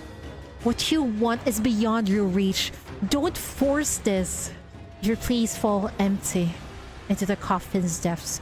The rune burns against your chest as you continue cradling Lichen's body, inching it outward, millimeter by agonizing millimeter. As the figure in your arms emerge, the frozen air itself begins to stir. The chill wind rises, drawing spectral flames toward the black coffin. The thick lid groans, cracks spider webbing across its surface. An invisible seal is weakening fast. Through your days, you glimpse ruins on the other side. Oh no. The sealed rift has reappeared. I guess we trust the apprentices more than the seniors. I guess so. The sealed rift has reappeared, and there, on the other side, stands Lichen, calm and still, a talisman pinched between her fingers. Stop, Lichen, stop! Your body fights, every fiber screaming resistance, but all it can manage is a tremor. You watch, helpless, as Lichen on the other side draws another paper talisman to ignite it. Instantly, your body goes weightless, as if about to lift off, to slip from this space entirely. And is this sorcery to pull you back? Or does she intend to use you, to drag Lichen with you to Maria City? If they actually meet, if they come face to face, they'll...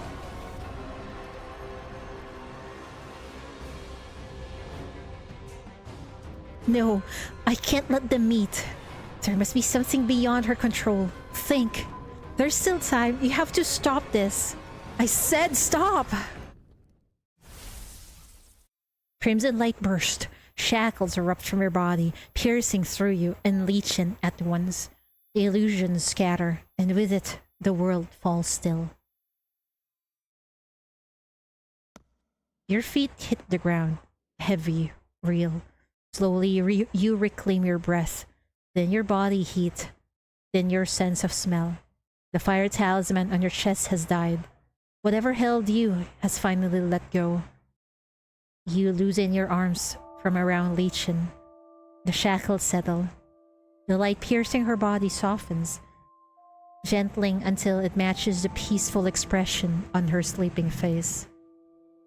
Calm, serene, and yet stubbornly unrepentant. You don't know what to feel. The crimson glow of the shackles around your waist fades. Now you can see her clearly.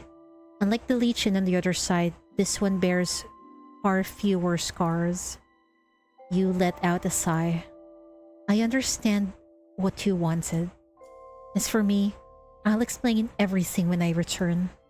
For now, let me say goodbye. Perhaps you should reach out. Perhaps one last time you should touch her face. Perhaps deep down, you secretly hope, the way the living always hope, that the dead could awaken and find some happy ending. You never believed in resurrection, but how easily can anyone suppress that deeply human longing? That stubborn, foolish wish of the heart. Then you step back slowly.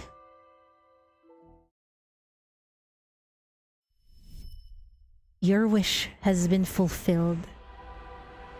Are you sure? Why is it in red text though? The yin yang fish mask has opened. At some point you don't know when, and Lichen opens her eyes. Oh no. They are wide, unblinking. They scan the sky of the void, slow and deliberate. A smile forms at the corner of her lips. In that instant, fear seizes your heart. It's too late. Those are not Lichen's eyes, not the eyes of the dead. This person, she does not belong to this world. Blue and crimson intertwine in her gaze. Divine and demonic, yin and yang, all separated by a single thought. I see. So this is the truth you witnessed in the void of Yin. My Shifu was merely a phantom of my own longing. In both the realm of Yang and the void of Yin, all things are illusions born of the heart. Even I could not escape this. She sits up, slowly turning her neck. Each one a distinct sound in the silence. Only then does she glance down at the shackles still faintly encircling her body. Comprehension hits you instantly. She used the very bond that held you together as her road here. It was and always has been her goal. Lichen, leave. This is no place for you. Go back, please, while you still can. Any later and you really won't have the chance. She doesn't want to. She seems like a moth getting drawn to a flame. It's crazy. She turns to face you, her gaze holding yours for a long breathless moment. Finally, a smile crosses her lips, familiar yet horribly stiff. It is all right. Thank you for guiding me here, young friend. The divination was not wrong. You truly are my auspicious star.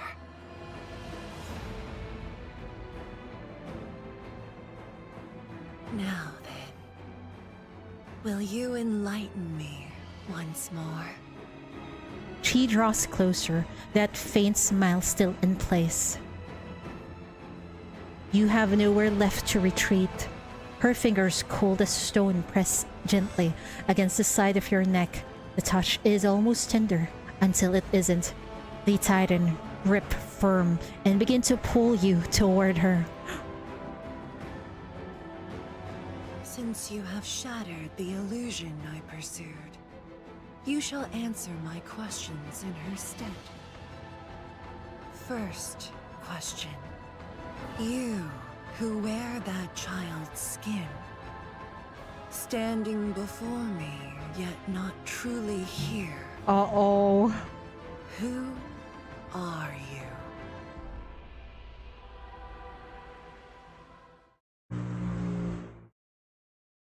Yes.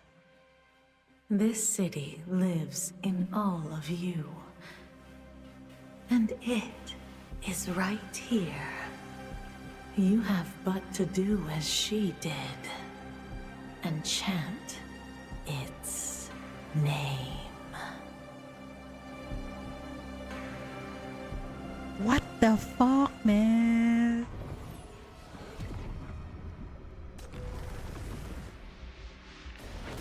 What a fucking cliffhanger that was.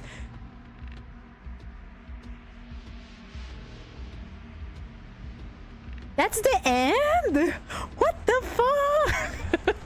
What a cliffhanger! What the fuck?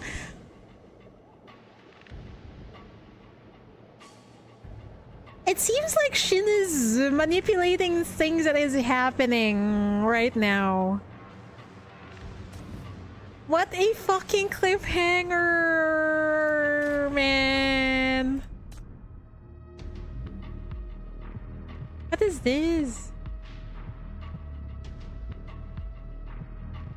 Tracing Back Part 2? Yeah, I think so.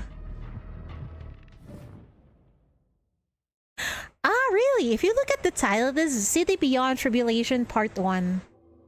It will continue in the next Ian, and I think it will be about Copper Coin Owner. Oh, I see.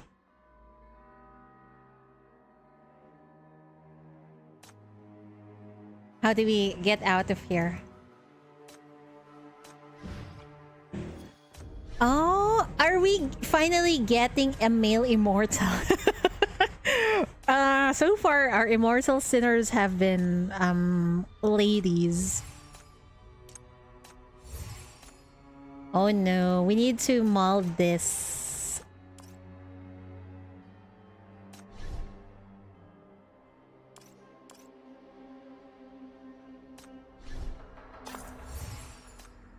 So much thing to mold. Also,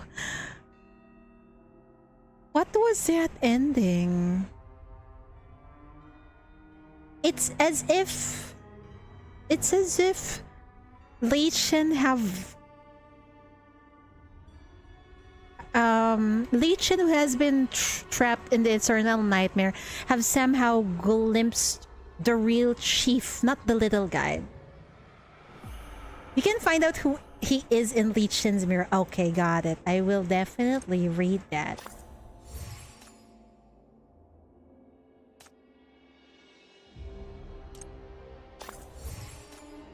We will read that. Wait. Ah, this one. Ah, okay.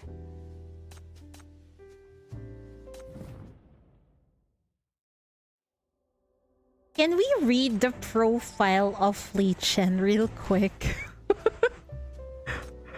Uh-huh. Oh no. Complete the mirage to unlock. Great. The subject used to be a scientist of the Eastern School in the Black Ring expedition, researching the counter effects of the human psyche on mania. The subject is known to hail from Asia. She was inducted into the Tianyi sect from a young age to study the Taoist arts. She later received standard education in mainstream schools, progressing into higher education and graduating successfully. So she is really a scholar. Uh-huh. Pellucid Bell, which can set mania on fire, dispelling the target's disguise or any distortion caused by special power, thereby reaching the target's core to strike them or relieve them from agony. She can also summon physical blood red flames that effectively suppress mania. Huh. No wonder she have figured out who the chief really is. Probably because it's one of her powers. She appeared on the day of the full illusory moon, causing a dark, widespread anomaly in this sea, as well as the unusual manifestation of the old Maria city. Subsequent investigation confirmed a strong correlation between the subject and the disturbances in that area. She was personally detained by the MBCC's chief. Her body has been assessed to be exhibiting severe contamination, and her mental state is no different from that of a corruptor. Oh no. Need to be smart to scam people, you know. I guess so. No wonder she holds so many degrees. Severely corrupted with contaminants and crystals enveloping her entire body. She has lost all normal human cognition. Man.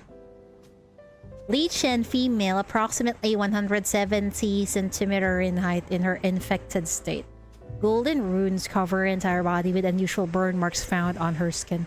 The upper half of her face is obscured by an unknown substance or energy field, over which huge runic structures are also visible. Flame-like patterns coil around certain parts of the body, rendering her physical form inhuman. Mind repair. Hi Mori, welcome. After being detained during the illusory moon operation in this sea, the subject has been placed in solitary confinement for observation and treatment. Due to the special nature of the city, the MBCC has received the order for Chief to personally conduct dream dives into the subject. I need to read the Mirage. Just came for Nikkei. Welcome. We're heading We're about to switch to Nikkei now, folks. Passing over peeps. Thank you for hanging out with me. I will now going back to Nikkei because anniversary stream is in 8 minutes. Thank you so much for hanging out. We will read through Lichen's Mirage because that fucking feels like a cliffhanger, okay? I need more. I want to read more. Can you open mine? I will try later, okay? I will read more. Wait, let me grab this. Oh, Okay. Thanks for the stream. Thank you so much. I will just BRB real quick, okay? While I switch streams and another stream. I won't switch stream on Twitch, but on YouTube I will. So see you all, folks.